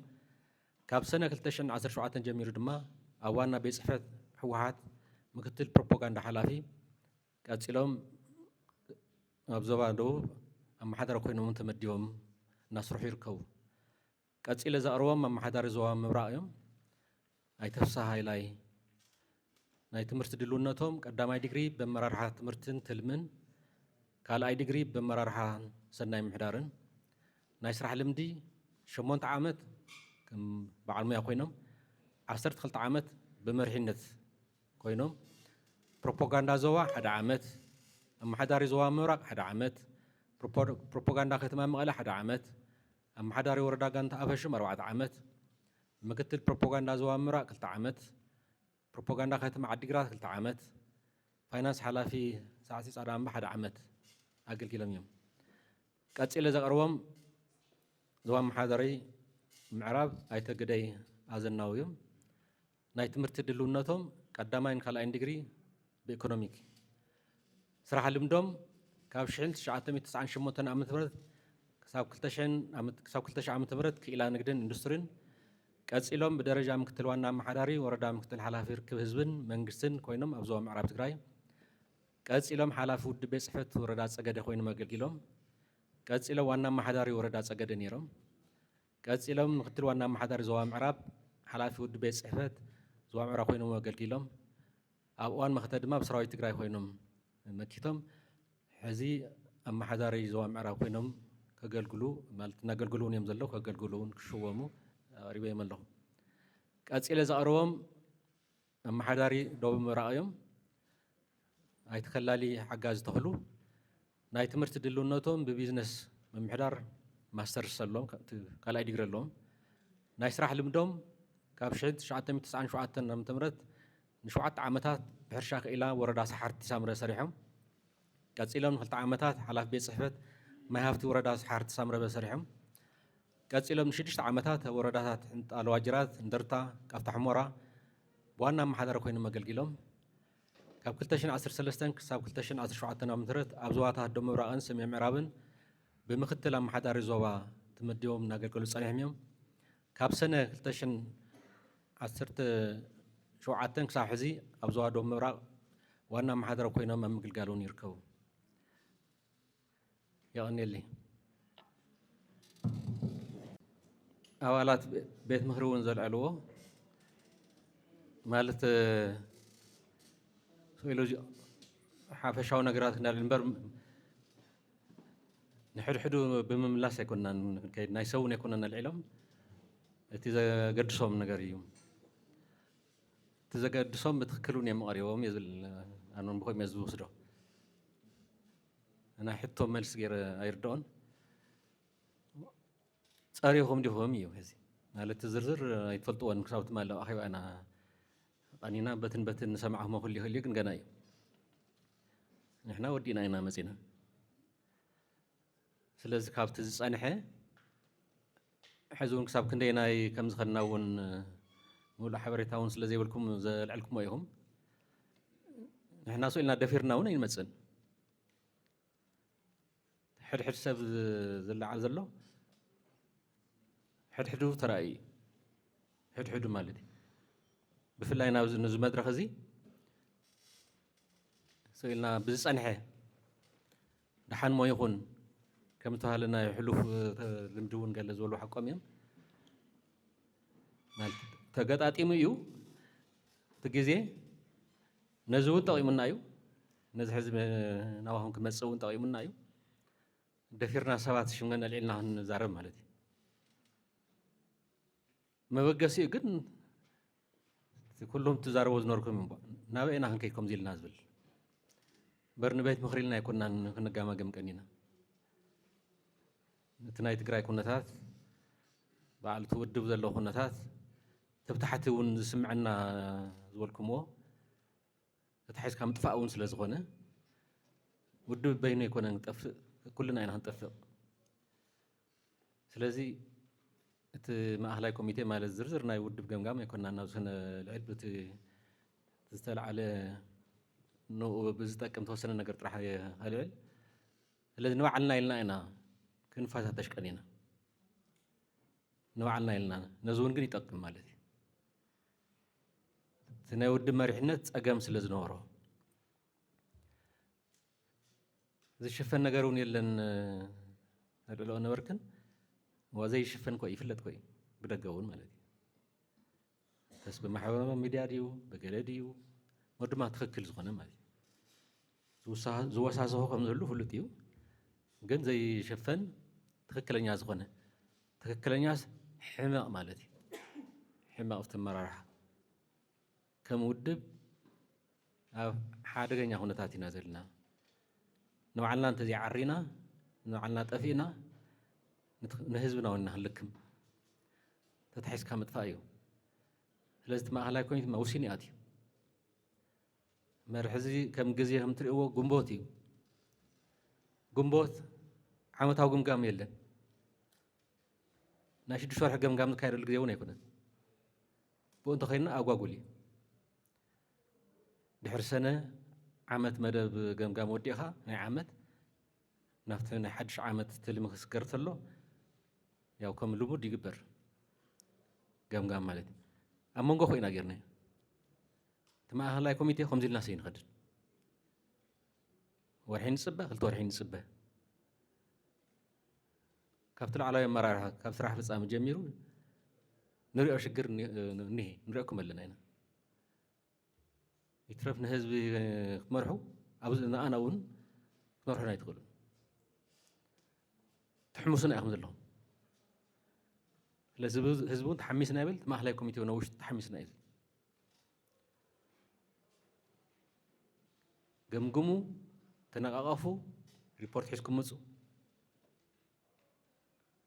نتعشى شيء بلنا نوعنا ونفاتش كلهم ما هلا كوميتي مالي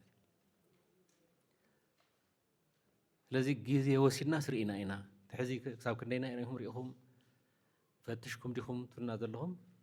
بمفتاش هو بار حزك كفيل كاز جما جمل لك ونسيلنا كريت لنا مع سرح يزلهم متفلتوا ما كنا تاتكوينا كن دي سرحون كسرح زك قالوا لي جن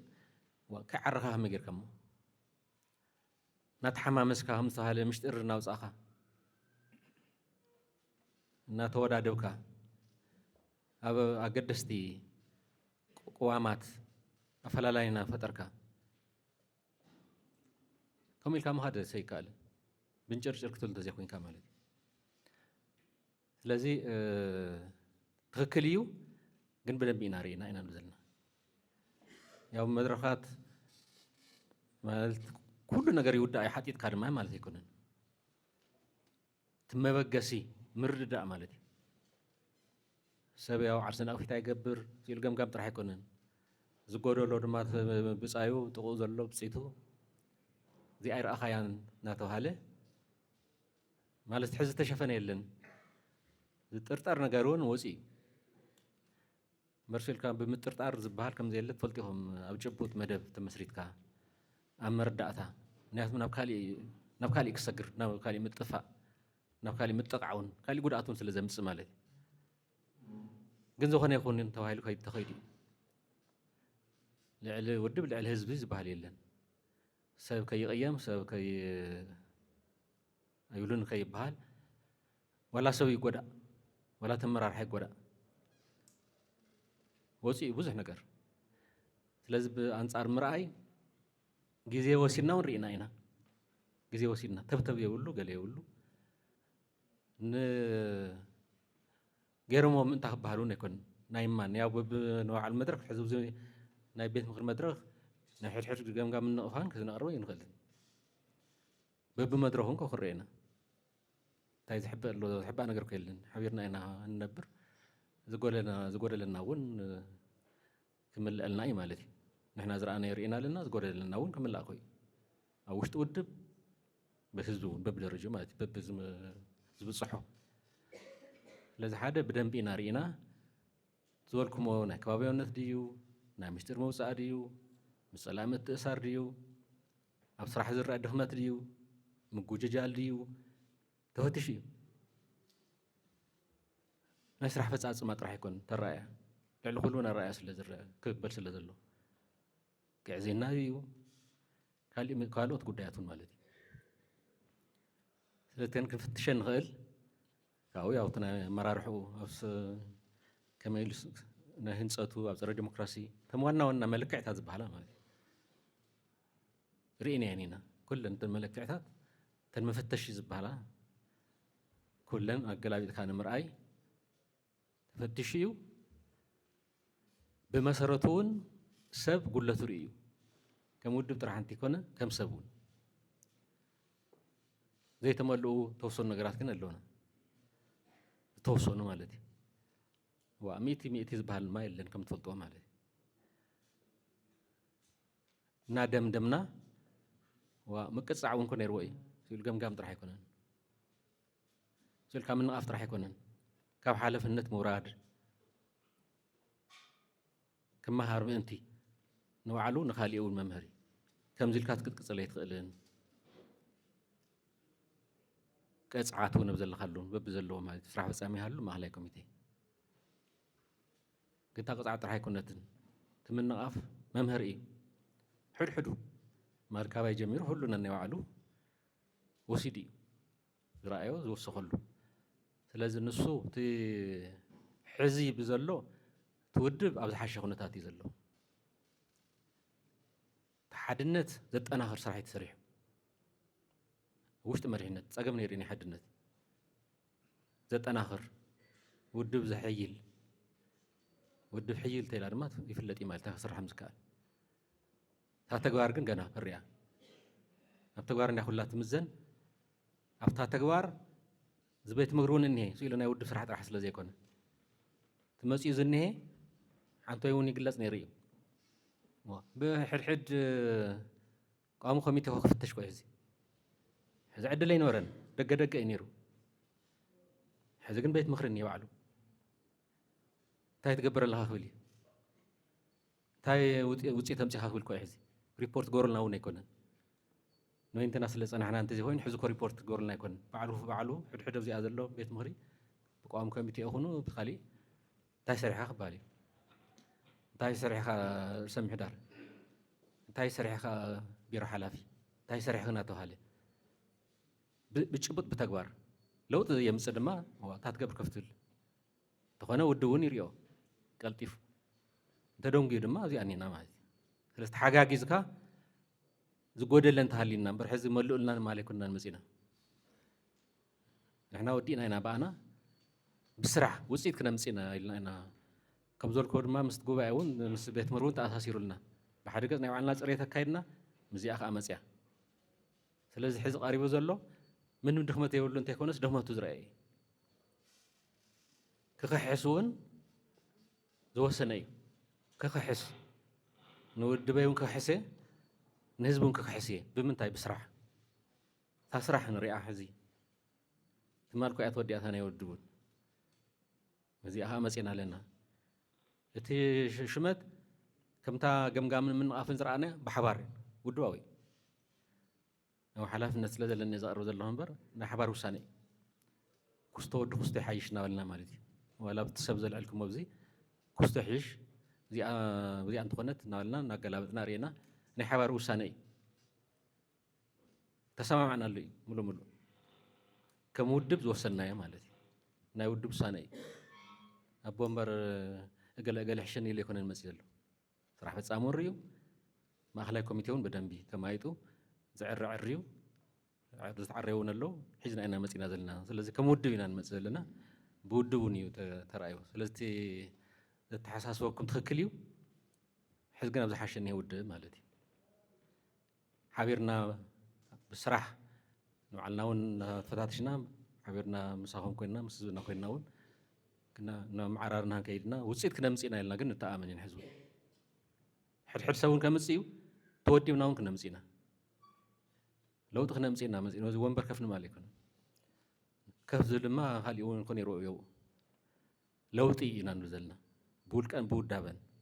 ከም ውድብን ክንሰርሕ ስለዚ ከምኡ ዓይነት ኩነታት ኢና ዘለና ለውጢ ከም ዝመፅእ እውን ኣነ ተኣመን እዩ ዘፀገመና እንተልዩ ሓቢርና ክንሪኦ ኢና እቲ ናይ ምስ ሰባት ተኣሳስረ ዘልዕልክሞ مالتهم زحلفه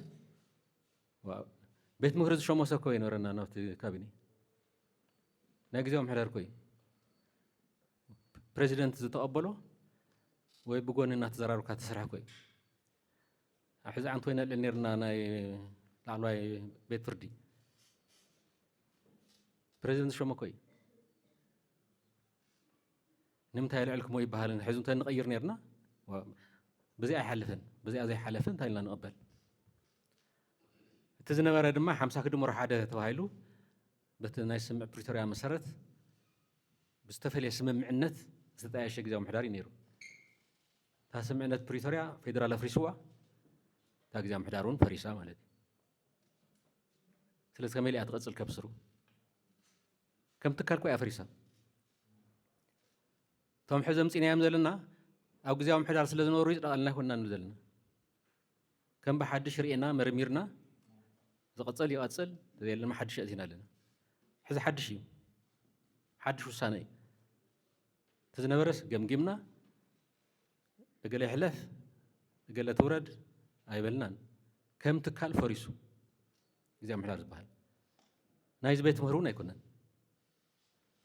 من أصله حد سبصر ولا لا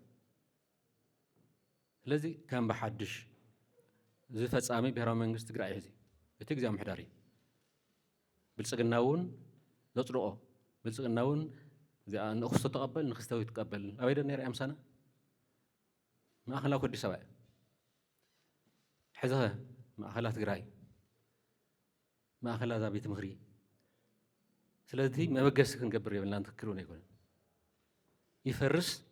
كم بحدش كا نبحر حد بوتا تسأل حز قصل تلينا نقصل كم بحدش مالي يقصل تلي دما كم بحدش نريو لذا حدث مبقسي نسيو نحدهم جمجمنا ناورنا ناديمنا كنا نمسينا أفرسنا ينا مس فرس خنت أيو وقت منجستي نحو واحدي بيت مخري تمارسة بيت مرزو علو حوحات بزرع على درجة بدمسي بتراي سعرلو منجست ذات عيشون حوحاتي مسودوات كنا زنت عيشون منجست هذي نحو واحدي تي ثلاثة خميت قال ملست هله بعلو تبوتا نحو واحدي نخونا ودب ناتأيد كله يخلن حو واحد كأنيش يزبل زلو ناتكم وسانون تدليا زولنا يكونوا زي زبيت مغرزز كوسن له مرحلة هنا ميت هناي نخونا ودوا أنت زعتو تطفيو تودوا وين حتت حو واحد يزحتت حو واحد يوم بيت مخرتي بعلو تفصل مسؤول زمرح نوعلوك حتى أو صراحة مسيها إنها هو صراحة تصرح مبر تبلاش يكون كان كل مالد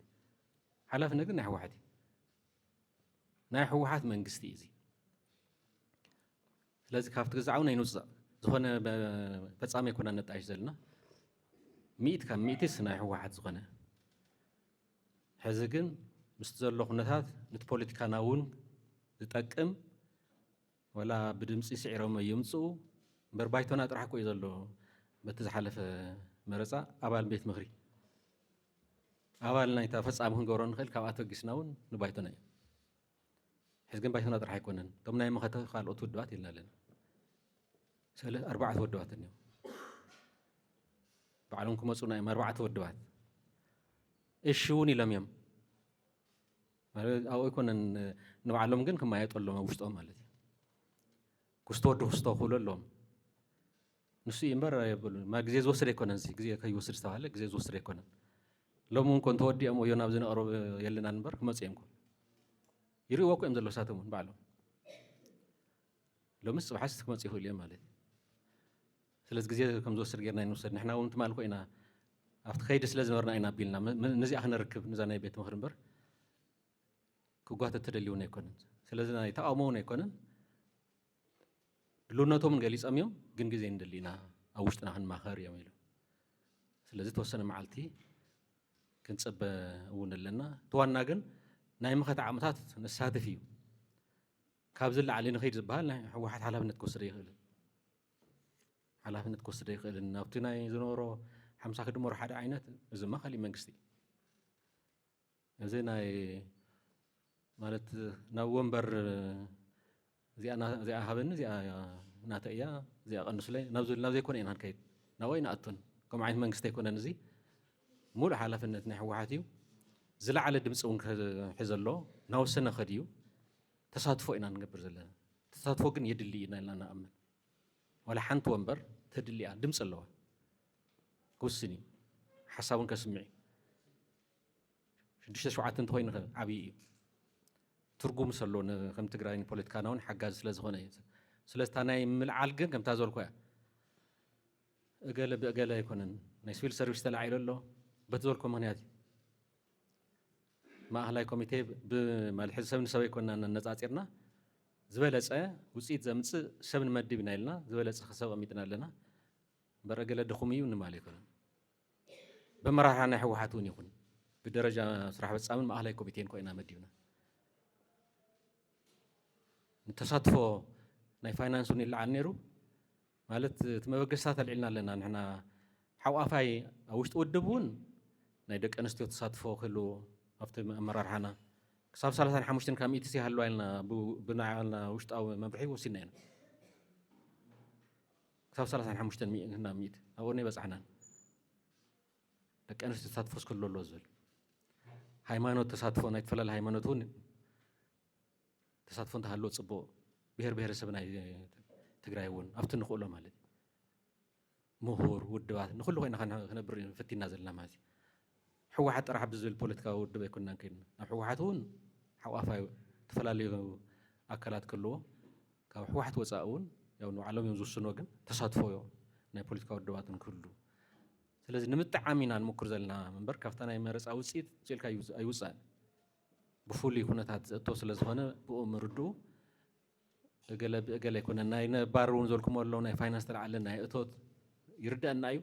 بتزول كويو ناي دك أنستو تصادفوا لنا زي ما عررنا يلو ناي فتاة ما شجري كذول يكون جن كسر حكي علي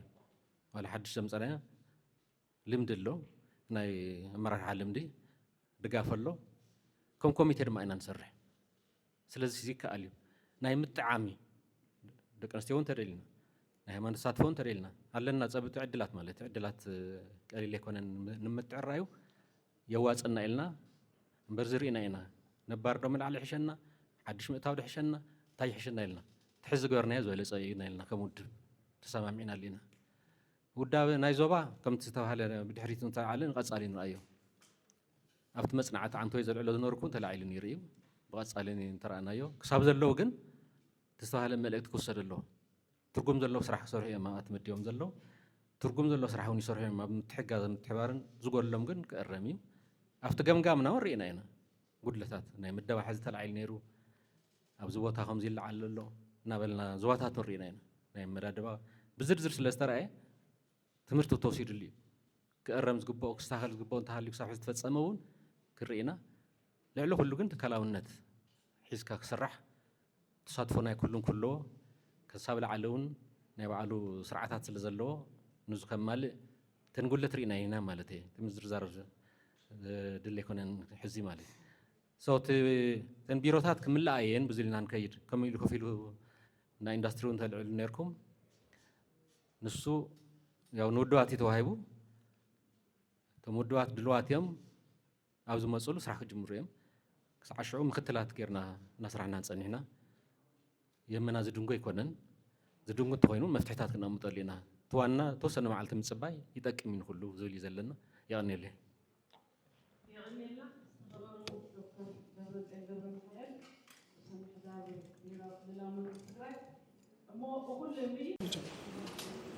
مش نورد تقاومت اللي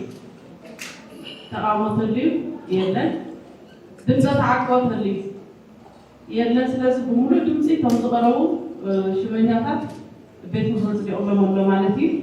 يغني لنا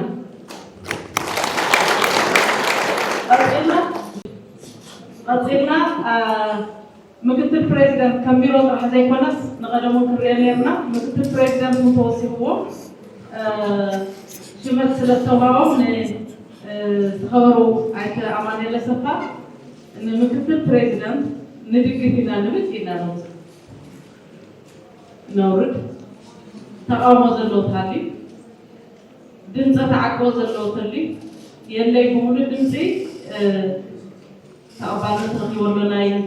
استخبروا أتو أمالي لسفا مكتل أبز علة زي أو كدمي بيت مخرق قريبة أبز علة زي أو كدمي بيت مخرق قريبة مكتل بريزيدنت بيراو كلاو منجست تግራይ ኮይና مكتل بريزيدنت بيراو كلاو منجست تግራይ ኮይና انت شيم نحق منجستي تأمان بمخان نحق منجستي تأمان بمخان كم منجستن حزبن ازخلل استوهابن حلافنت كم منجستن حزبن ازخلل استوهابن حلافنت بقنعنان بوفينتن كمون حقن سرعتن مسارات بمقبار كمون حقن سرعتن مسارات بمقبار سرحين مفتسام سرحين مفتسام قالاتو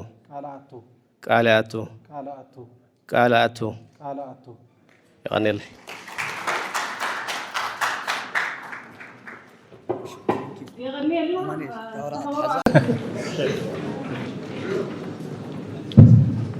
يغني أنا أماني سفا أبز علة زي أو بقبل قريبة حلاف بيرو خوينا تشيام نحق منجستي تأماني بمخان كام منجستن حزبن أزكلل استوهابن حلافنت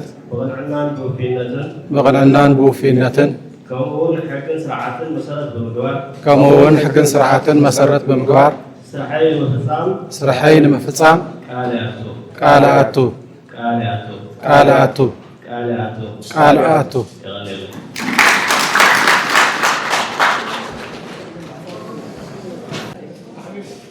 أنا أبزعلة زي أسكبه بالمغايبة زواب محرار خويل الشيم نحقا مجلسة أعمال بوهار كاب مجلسة الحزب الأسكلل زواب الحلافنت وقنعنا بوفينة كمون حقن ساعة مسارات بمقبار سرحين ومفتسام قالاتو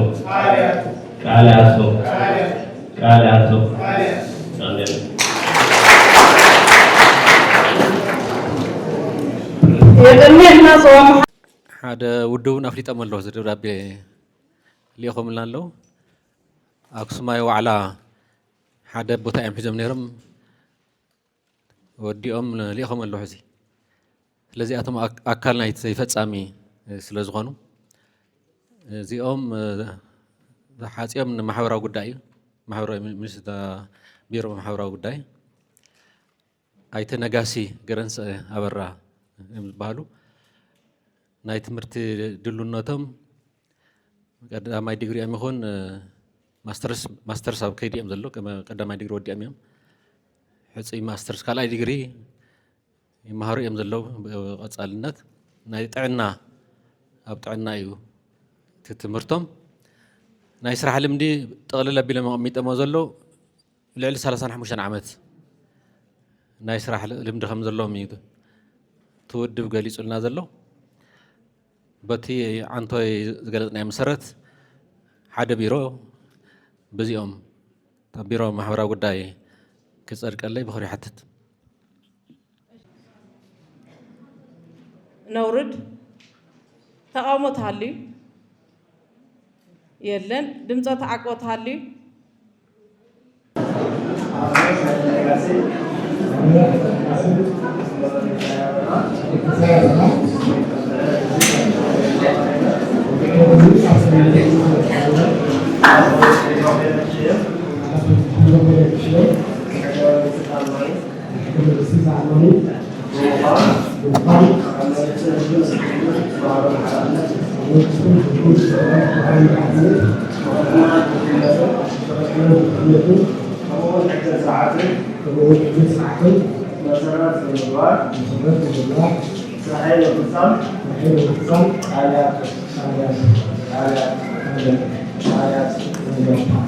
Masuk. ዋና ኦዲተር ኮይኖም ክሽየሙ ዘቕርቦም ኣይተ ክብሮም ሳየ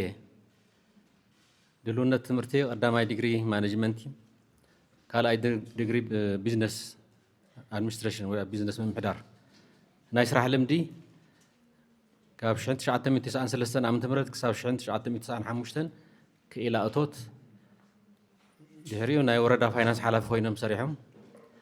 ድሕሪኡ ዓዲግራት ዩኒቨርሲቲ ፋይናንስ ምምሕዳር ላዕለዋይ ማኔጅመንት ኣባል ኮይኖም ሰሪሖም ቀፂሎም ኣብ መኸተ ዞባ ግንባር ፋይናንስ ሓላፊ ኮይኖም ሰሪሖም ካብ 2015 ዓ.ም ጀሚሮም ክሳብ ሕጂ ዋና ዳይሬክተር በዓል መዚ ልምዓት እቶት ኮይኖም እናገልገሉ እዮም ቀፂለ ንምክትል ዋና ኦዲተር ኮይኖም ክሽየሙ ዘቕርቦም ኣይተ መኮንን ገብረ እግዚአብሔር ኮይኖም ናይ ትምህርቲ ልምዲ ናይ ስራሕ ትምህርቲ በአካውንቲንግ ቀዳማይ ዲግሪ ካልኣይ ዲግሪ ብዕደጋን ምሕደራ ሃፍትን ናይ ስራሕ ልምዲ ካብ 1994 ክሳብ 1996 ኣብ ወረዳን ከተማን ቤት ጽሕፈት ፋይናንስ ሒሳብን በጀትን ሓላፊ ኮይኖም ኣገልጊሎም ቀፂሎም ኣብ ቤት ጽሕፈት ዋና ኦዲተር መተሓባበሪ ዝተጠቓለለ ፈንድ ኦዲት ኮይኖም ኣገልጊሎም ቀፂሎም ኣብ ቢሮ ትልምን ፋይናንስን ዳይሬክተር መንግስታዊ ዕደጋን ምምሕዳር ንብረትን ን8 ዓመት ኣገልጊሎም ዳይሬክተር ኢንስፔክሽን ኦዲት ኮይኖም 4 ዓመት ንከባቢ 1 ዓመት 3 ወርሕን ሓላፊ ቢሮ ትልምን ፋይናንስን ቅድም መፀውዒኡ ቢሮ ትልምን ፋይናንስን እዩ ዝበሃል ነይሩ ካብ ሕዳር 2016 ክሳብ ሓምለ 2017 ኤጀንሲ ጥሙር ዕደጋ ምውጋድ ንብረትን ዋና ዳይሬክተር ኮይኖም ካብ ሓምለ 2017 ጀሚሮም ኣብ ቤት ጽሕፈት ዋና ኦዲተር ምክትል ዋና ኦዲተር ኮይኖም እናገልገሉ ይርከቡ ቀፂለ ዘቕርቦም ናይ ኤጀንሲ ምራኽቢ ሓፋሽ ስራሕ መካየዲ ኮይኖም ክሽየሙ ዘቕርቦም ኣይተ ኣባዲ ገብረስላሴ እዮም ድልውነት ትምህርቲ ቀዳማይ ዲግሪ ብቋንቋን ስነ ጽሑፍን ካልኣይ ዲግሪ ብፖለቲካል ሳይንስ ስራሕ ልምዲ ኣብ ወረዳ ክኢላ ርክብ ህዝቢ ነይሮም ኣብ ጋዜጣውይን ጋዜጠኛ ኮይኖም ኣገልጊሎም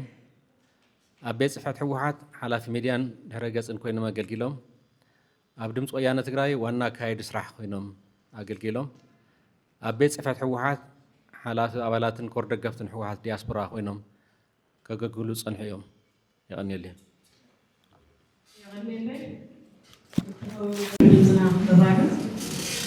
نورد تعاون حالي يدن دمصة تعاون حالي يدن يا بقول دوسي تشيلوا منه قصيلو تعاون حالي يدن زلنا دمصة تعاون حالي يدن بقول دوسي شمتون صلي الله من لو بتخير بيتوري أصلاً كذي جالس ناسي لإنس مرة حفاش صح مكايدي نديك فينا نوت نورد تعاون حالي يدنزل له بتعاقد حالي لازم بقول بنزي شمتون صلي الله من لو أتعبدون يغنينا تخلص على بيتوري أنا كروب ساي أنا كروب ساي زعلت زي أكلمي بيت مغاربة زعلت زي أكلمي بيت مغاربة وأنا أريد أتبين الشيء الحكومة استعمال بمقال كاب من قصر حزب نزخلل صحاب الحلقنات وغنعنان بوفينة كمون حق سرعة مسارات بالغوار سرحين الانفصام كالياتو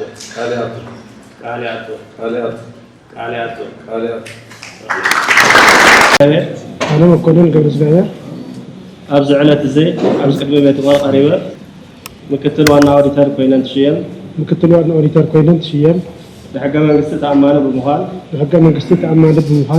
كاب من قصة الحزب نزخلل استوحابا حلافنا بغن عنان بوفينة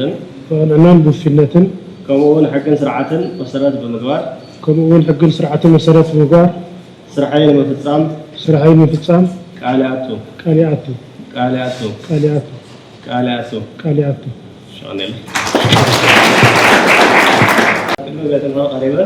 ኣብዚ ዕለት እዚ ኣብ ቅድሚ ቤት ምክሪ ቀሪበ حلافي إجنسي مرة خاب حفاش بينا تشوفه ሓላፊ ኤጀንሲ መራኸቢ ሓፋሽ ትግራይ ኮይኑ እንትሽዎም لما نسي تعماني بمقال ንመንግስቲ ተኣማኒ ብምዃን كاب منقسن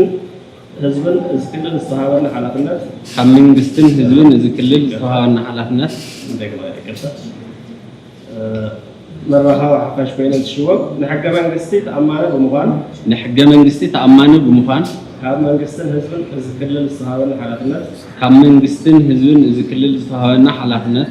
ብቕንዕናን ተወፋይነትን ብቕንዕናን ብተወፋይነትን ከምኡውን ሕግን ስርዓትን ከምኡውን ሕግን ስርዓትን መሰረት ብምግባር ስርሐይ ንምፍፃም ቃል ይኣቱ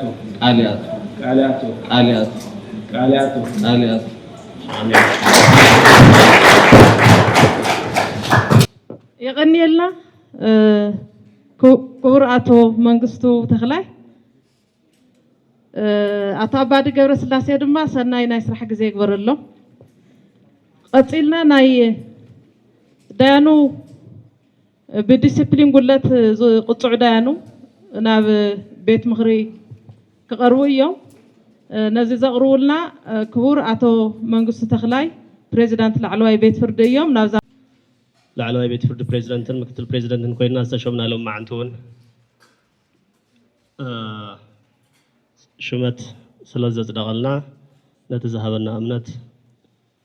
أفلوت وخمن هبن كمسكين كم زدلن كجلس يدلني بحرزين أفتا أجندة كاتو زتخبر أفقو باي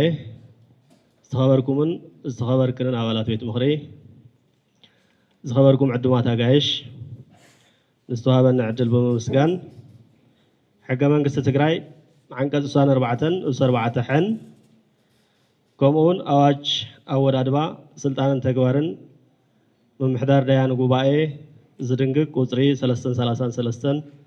زبار كل تشعن 10 تخلتن عن كذا 10 شعته 10 تخلتن وس عن كذا شعته زرنج جوا مسارات كاب سرحو كالسنابت زتوسنو داينا ناب كلل بيت مخري قريبو كم كتصدق كم زقبو يفلت جوا محدار ديانو كاب سرح ذا السنابت تفات سلز فتسمو كاب سرحهم السنابتو بموال والسنة زم حلال فلهم كلت ديانو زي زتخبر بيت مخري تقبلوا خز دغلنا بمحتاج دما بمسرتهم دنقاقتات زرزرهم كم صعب يغرب حاده ايتا تعمي هادرا تغلي ميكائيل ايتا تعمي هادرا تغلي ميكائيل داينا زغونلو غيزي ترع 20 شعتن 26 عام تمرتيو كابتو غيزي نسو جميروم اب استفلاليا وردا ابيات فردي مالتون علاجه سلوى عاد قدام ويحنطالو اجرات سامرا وردا بيت فردي كفل غتما قدامي ويانا كمون كفل غتما عاد حقي وردا بيت فردي سريح عميم زي طفات اذا نمسنوات مخنيات زخونه طفات زفصملوون اب كفل غتما عاد حقي وردا بيت فردي اب زسرحلو زنبرو غيزيو التطفات على 10 مقابيت كل تشعن 10 خلتان عام تمرت أبو رنا بيت فرد خلف الختام عد حق داينا خوينهم تسرحوا هذا نويزرو سلام نقص زتبهلا والكسب بزي أجواب بسم مقابي مدفر 10 حموشة معلتي كلاس فردو كلتا دحرز فرد مهابهم ويزر سلام بعلت جزا عاركم مخانا مسفلتو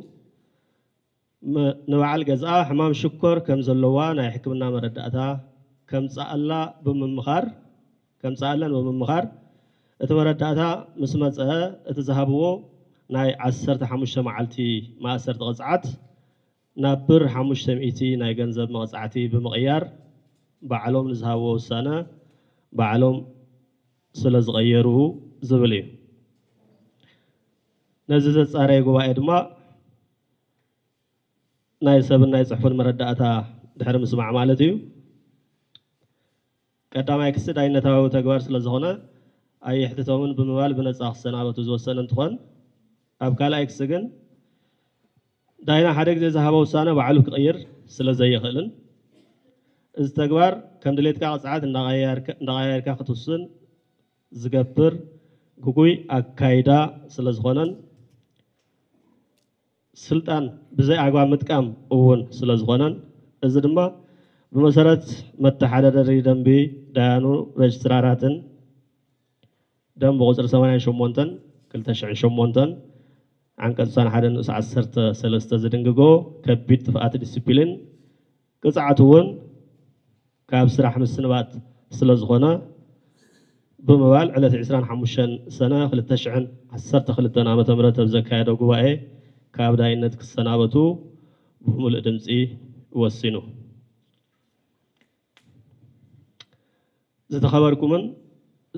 ዝተኸበርክን አፈ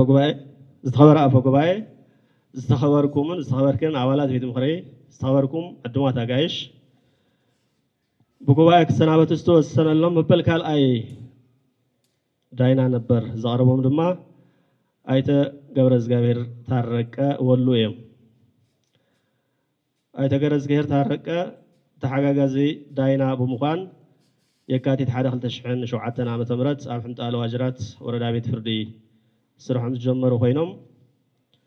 30 የካቲት 2007 ዓመተ ምህረት ሽመቶም ብቤት ምኽሪ ቀሪበሎም ኣብ ሕንጣሎ ዋጅራት ምድብታኛ ዳኛ ኮይኖም እንዳሰርሑ ዝጸንሑን ካብ ዕለት 1 መስከረም 2010 ዓመተ ምህረት ጀሚሩ ድማ ዳይና ወረዳ ቤት ፍርዲ ታሕታይ ማጮ ኮይኖም እዚ ንምስንባት ምኽንያት ዝኾነ ጥፋት ክሳብ ዝፈጸሙሉ ኣብቲ ወረዳ ቤት ፍርዲ ጸንሑ እዮም እዚ ቀረቦም ክሲ ከም ስዕብ ይኸውን ተኸሳሲ ዳይና ኣብ ወረዳ ቤት ፍርዲ ታሕታይ ማጮ ዳይና ኮይኖም ትሰርሑ ትግራይ ብፅላእቲ ተወሪራ ኣብ ዝነበረትሉ 2013 ዓመተ ምህረት ነቲ ኩነታት ተበሊፆም ናይቲ ቤት ፍርዲ ሃፍቲ ዝኾነ ሓደ ብር 37,537 ክልተ ብተጠርጣሪ ኣይተ ዮሃንስ ኣበበ ዝተባሃሉ ውልቀ ሰብ ክንዲ ውሕስና ዝተታሕዘ ብር 3,000 ክልተ ልዕሊ 4 ግመል ዝግመት ዕንጨይቲ 4 ክልተ ሬሲቨር ወይ ቲቪ ሬሲቨር ዲኮደር ወሲዶም ንውልቀ ጥቕሞም ስለዘውዓልዎምን ሓምሻይ ዕለት 29 መስከረም 2013 ዓመተ ምህረት ፍርዲ ሂቦም ንዝወድእዎ ናይ ኣፈጻጽማ ፍትሐብሔር መዝገብ ብምሕባእ ምስ ኣፈጻጽም ከሳሲት ካብ ዝነበሮም ናብቲ ገዝኣ ናይ ምእታውን ምውፃእን ርክብ ተላዒሎምን ኣብቲ መዝገብ ተረታዓቲ ዝነበሩ ሰባት ዝሓተትዎ ይግባይ ብእዋኑ ከይረኽቡ ብምሕሳብን ክትኣጓጎሉን መዝገብ ምስኦም ሓቢኦም ሒዞሞ እንዳሃለዉ ጠፊኡ እዩ ብምባል ሰራሕተኛታት መዝገብ ቤት እቲ ቤት ፍርዲ ንኽደልዩ ንኽደኽሙ ትእዛዝ ስለዝሃቡን ዝብል እዩ ነዚ ዘጻረየ ምምሕዳር ዳያነ ጉባኤ ቀዳማይ ኣብቲ ቤት ፍርዲ ዝነበረ ብር 37,537 ጥረ ገንዘብ ካልኣይ ሓንቲ ቲቪ ሬሲቨር ዲኮደር እቲ ቤት ፍርዲ ሳልሳይ ሓደ ግመል ዝግመት ዕንፀይቲ እቲ ቤት ፍርዲ ወሲዶም ንውልቀ ረብሕኦም ከም ዘውዓልዎ ራብዓይ ዕለት 27 መስከረም 2013 ዓመተ ምህረት ዝወድእዎ መዝገብ ኣብ ክንድን ኣብ መዝገብ ቤት ብምሕላፍ ምስኦም ሒዞም ክሳብ ዕለት 29 መስከረም ሓቢኦም ከም ዘጽንሕዎን ካብ ርሑቕ ማለት እውን ሕሞራ ኢና መፂና እሞ ይግባይ ቀልጢፉ ይወሃበና ኢሎም ይግባይ ይሓቱ ንዝነበሩ ተገልገልቲ እቲ መዝገብ ከም ዘተኣጓጎልዎምን ከምኡ እውን ሓምሻይ ክንዲ ውሕስና ዝተታሕዘ ብር 3,000 ወሲዶም ንውልቀ ረብሕኦም ከም ዘውዓልዎን ብምርግጋጽ እሞዞም ተግባራት ድማ ተግባራት ግዕዜናን ብመሰረት መተሓዳደሪ ደንቢ ኣብ ስራሕ ዘሎ ድሕሪ ዝወፀ ኣብ 2012 ዝወፀ ደንቢ ማለት እዩ ካብ ሓላፍነት ዘሰናብቱ ጥፍኣታት ስለ ዝኾኑን ብምባል ዕለት 25 ታሕሳስ 2016 ዓመተ ምህረት ኣብ ዘካየደ ጉባኤ ካብ ዳይነት ከሰናበቱ ብምሉእ ድምፂ ወሲኑ እዩ። ብዘይካዚ ድሕሪ ጉባኤ ክሰናበቱ ምውሳኑ በዚ ጉዳይ እዚ ኣብ ወረዳ ቤት ፍርዲ ታሕታይ ማይጨው ብስሩዕ ገበን ተኸሲሶም እውን ዕለት 24 ለካቲት 2018 ዓመተ ምህረት ብገበን ዝርቂ ጥፋአተኛ ተባሂሎም 2 ዓመት ጽኑዕ ማእሰርቲ ተፈሪድሎም ብ3 ዓመት ገደብ እናፈጸምዎ ዝርከቡ ምዃኖም ክሕብር ይደሊ። ስለዚ መሰረት ውሳነ ጉባኤ ምሕዳር ዳያኑ ትግራይ እዚ ዝተኸበረ ቤት ምኽሪ ንክልቲኦም ዳያኑ ካብ ሓላፍነት ክለዓሉ ወይ ክሰናበቱ ክውስነልና ብኽብሪ ይቐርብ ይቐኒየለይ።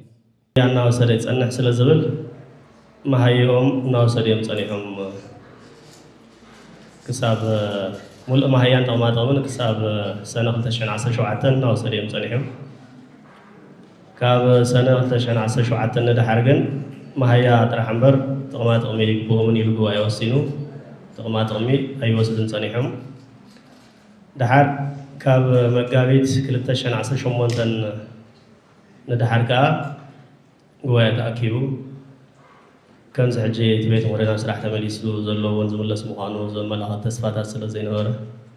ክሳብ መዓዝ እዩ ከምዚ ተባሂሉ ክቕፅል ዝግብኦ ኢሉ ኣጀንዳ ገይሩ እዩ። ወቅቲ መሃያ እናወሰዱ ይጸንሑ ዝብል ድንጋገ ኣብቲ ሕጊ ዘሎ ነቲ ንቡር ግዜ ተሓሳቢ ተገይሩ ዝወፀ እዩ። ቤት ምኽሪ በቢ3 ወርሒ ዝእከብ ነይሩ ኣብቲ ንቡር ግዜ በቢ4 ዓመቱ። ስለዚ ነታ 3 ወርሒ ንሳ ኣብ ግምት እትዩ እታ 3 ወርሒ ስድሓን መሃያ ተወሰዱ ሽግር የብሉን ዝዓይነቱ ሓሲቡ እዩ ከምኡ ቀሚጡ እምበር ከምዚ ሕጂ ገጢሙና ዘሎ ዝተፈለየ ኩነት ክገጥመና ከም ዝኽእል ሓሲቡ እውን ሓሲቡ ዋላ ከምዚ ዝበለ ምስ ገጠመና እውን እናተኸፈሉ ይፅንሑ ክብል ደልዩ ኣይኮነን ኣውፂዎ ዝብል ትርጉም ሂቡ እቲ ጉባኤ ሓላፍነት ወሲዱ ናይ ሕጊ ከካትዕ ዝኽእል ነገር ምህላው ርዱ ኮይኑ ግን ካብ መጋቢት 2018 ዓመተ ምህረት ጀሚሩ መሃያን ጥቕማጥቕምን ብምሉኡ ከይወስዱ ወሲኑ ኣቋሪፅዎ እዩ። ስለዚ እዚኣ ሓንቲ ግልፂ ክገብራ ዝደለኹ እቲ ፍትሓ ብሔራዊ ዋኒን ተመልኪቱ ዝተላዕለ ናይ ገረዝ ጌርታ ረቀ እቲ ናይ ገበን ፍርዲ ምስ ተዋሃበ 2 ዓመት ጽኑዕ ማእሰርቲ እዩ እቲ ፍርዲ ብ3 ዓመት ገደብ ጉዳእ ኣካል እዩ ከም ኣጋጣሚ ገረዝ ጌርታ ረቀ ተፈጥራዊ ጉድኣት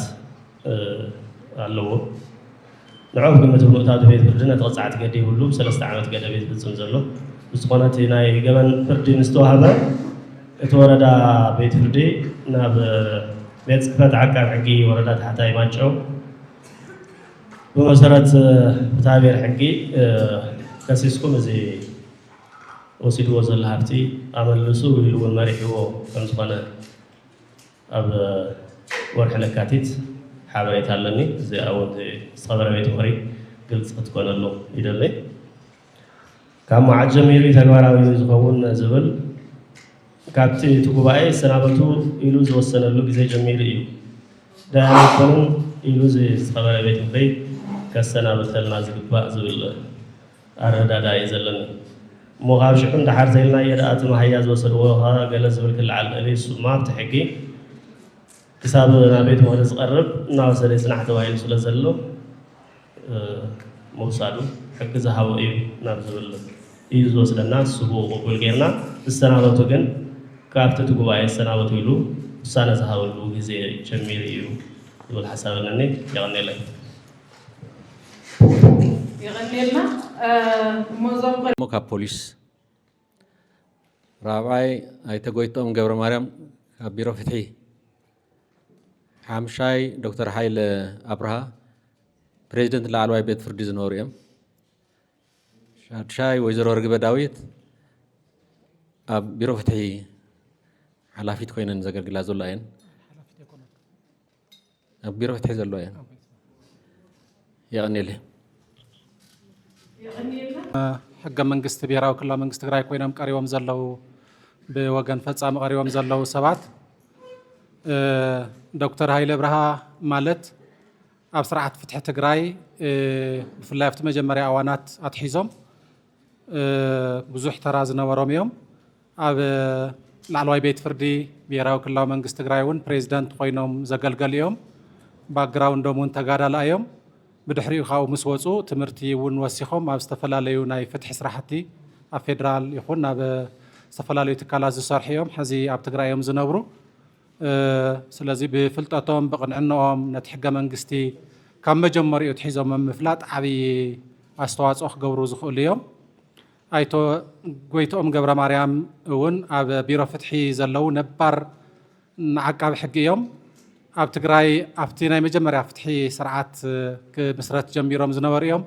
ቅድሚ እቲ ዘጋጠመና ጆኖሳይዳዊ ኩናት 25 ዓመት ኣብ ፍትሒ ስርዓት ትግራይ ብምግልጋል እውን ኣፍልጦ ዝተዋሃቦም እዮም ስለዚ ሕዚ እውን ኣብ ምግልጋል ኣለው ኣብቲ ቢሮ ፍትሒ ለዚኦም እውን ብዓቕሚ ይኹን ብቕንዕና ንስርዓት ፍትሒ ትግራይ ይኹን ሕገ መንግስቲ በፍልጦ እውን ፅቡቕ ኣስተዋፅኦ ክገብሩ ዝኽእሉ እዮም ኮማንደር ማሞ ኣብ ፖሊስ ኮሚሽን ትግራይ ዘለው ናይ ምርመራ ሓላፍን በዓል ሞያን እዮም እዚኦም እውን ኣብ ፍትሒ ስርዓት ትግራይ ብዙሕ ኣገልግሎት ዝገበሩ እዮም ስለዚ ብወገን ፖሊስ ፀጥታ ዝረአዩ ጉዳያት ዝምልከት ወኪሎም ኣብቲ ሕገ መንግስታዊ ትርጉም ናይ ባዕሎም ኣስተዋፅኦ ክገብሩ ዝኽእሉ እዮም ዶክተር ፋና ሓጎስ ኣብ ትግራይ ኣለውና ካብ ንብሎም ናይ ሕጊ ስኮላርስ ምሁራን ሓንቲ እያ ኣብ ላዕለዋይ ቤት ፍርዲ ብሄራዊ ክልላዊ መንግስቲ ትግራይ እውን ፕሬዚደንት ዝነበራ እየን ሕዚ ፕሬዚደንት ዩኒቨርሲቲ መቐለ እየን ብቕንዕንአን ብፍልጠተን ኣዕሪና ንፈልጠን ኢና ስለዚ እዞም ሰባት እዚኣቶም ነቲ ተርጓሚ ሕገ መንግስቲ ኮሚሽን ተርጓሚ ሕገ መንግስቲ ሕገ መንግስታዊ ትርጉም ዝደልዩ ጉዳያት እንትመፁ እንተለው ኣፃሪዮም ብቕንዕና ብፍልጠት ክድግፉ ዝኽእሉ ሰባት እዮም ኣብ ሰዓት እዚ ካብቶም ስርዓት ዝፈረሰና ቤት ምክርና ብዘይምህላው ኣብ ሕገ መንግስትና እንፀላልዮ ካብ ዝፀንሐ ሓደጋ ሓደ ትርጉም ሕገ መንግስቲ እዩ ኣብ መሬት ኣብ መሰል ደቂ ኣንስትዮ ኣብ ዝተፈላለዩ ጉዳያት ኣብ ሰዓት እዚ ሕገ መንግስቲ ይጠሓስ ኣሎ መሰል ህፃናት ዝመሳሰሉ ጉዳያት ስለዚ ኣብ ቤት ፍርዲ ዝተፈፀመ ስሕተት ብፍላይ ኣብ ሕገ መንግስቲ ተድሂቡ ዝተፈፀመ ስሕተት ብትርጉም ሕገ መንግስቲ ተቢልካ ብዙሕ እዩ ዝእረም ኣንተ ወይ ምስ ተወዳድባ ተኣሳሲሩ ኣብ መሬት ብዙሕ ነገር ይለዓል ነይሩ ቤት ፍርዲ መሰል ተፈጢሩ ኣብ መንጎ መሰል ኣለኒ ዝብሉ ሰባት ክርክር ገይሩ መሰል ኣብ ዝተፈጠረ መሰል እዩ ዝውስን ሕዚ ግን ኣብ ቤት ፍርድና ዘይተፈጠረ መሰል መሬት ምሕዳራ ይውሰን ኣሎ ኣብ ደቂ ኣንስትዮ ማዕርነት ናይ ንብረት ዝምልከተ ፍትሕ ብጣዕሚ ብዙሕ ፀገማት ኢና ንርኢ ኣብ ህፃናት ኣብ ሕገ መንግስቲ ዝተቐመጠ መሰሎም ክጥሓስ ኢና ንርኢ እዞም ከምዚኦም ዝበሉ ጉዳያት ስርዓት ፈሪሱ ዳርጋ ኮይኑ ኣብ ሕገ መንግስቲ ዝተቐመጡ ነገራት እውን ተጣሒሶም እዮም ፀኒሖም ሕዚ ናብቲ ስርዓት ክንኣቱ ከለና እዞም ከምዚኦም ዝበሉ ፍልጠት ዘለዎም ሰባት ቅድዕና ዘለዎም ሰባት ዓብዪ ድጋፍ ክህቡ ይኽእሉ እዮም ነቲ ቤት ምክሪ ነቲ ተርጓሚ ሕገ መንግስቲ ኮሚሽን እውን እሞ ንሕና እውን ብደንቢ ርኢና ተመኻኺርና ዘቕረብናዮም ኢና ብፍላይ ኣብ ንዶክተር ፋና ከዓ ክብርቲ ኣፈ ጉባኤ እውን ባዕለን ኮንሳልት ገይረነን ኣዘራሪበነአን እየን ድሌድ ከም ዘለወን እውን ፈሊጥና ኢና ምፂናዮም ዘለና ንኩሎም እሞ እንተዝፀድቕ ዝብል ሓሳብ ኣለኒ ይቕኒየለይ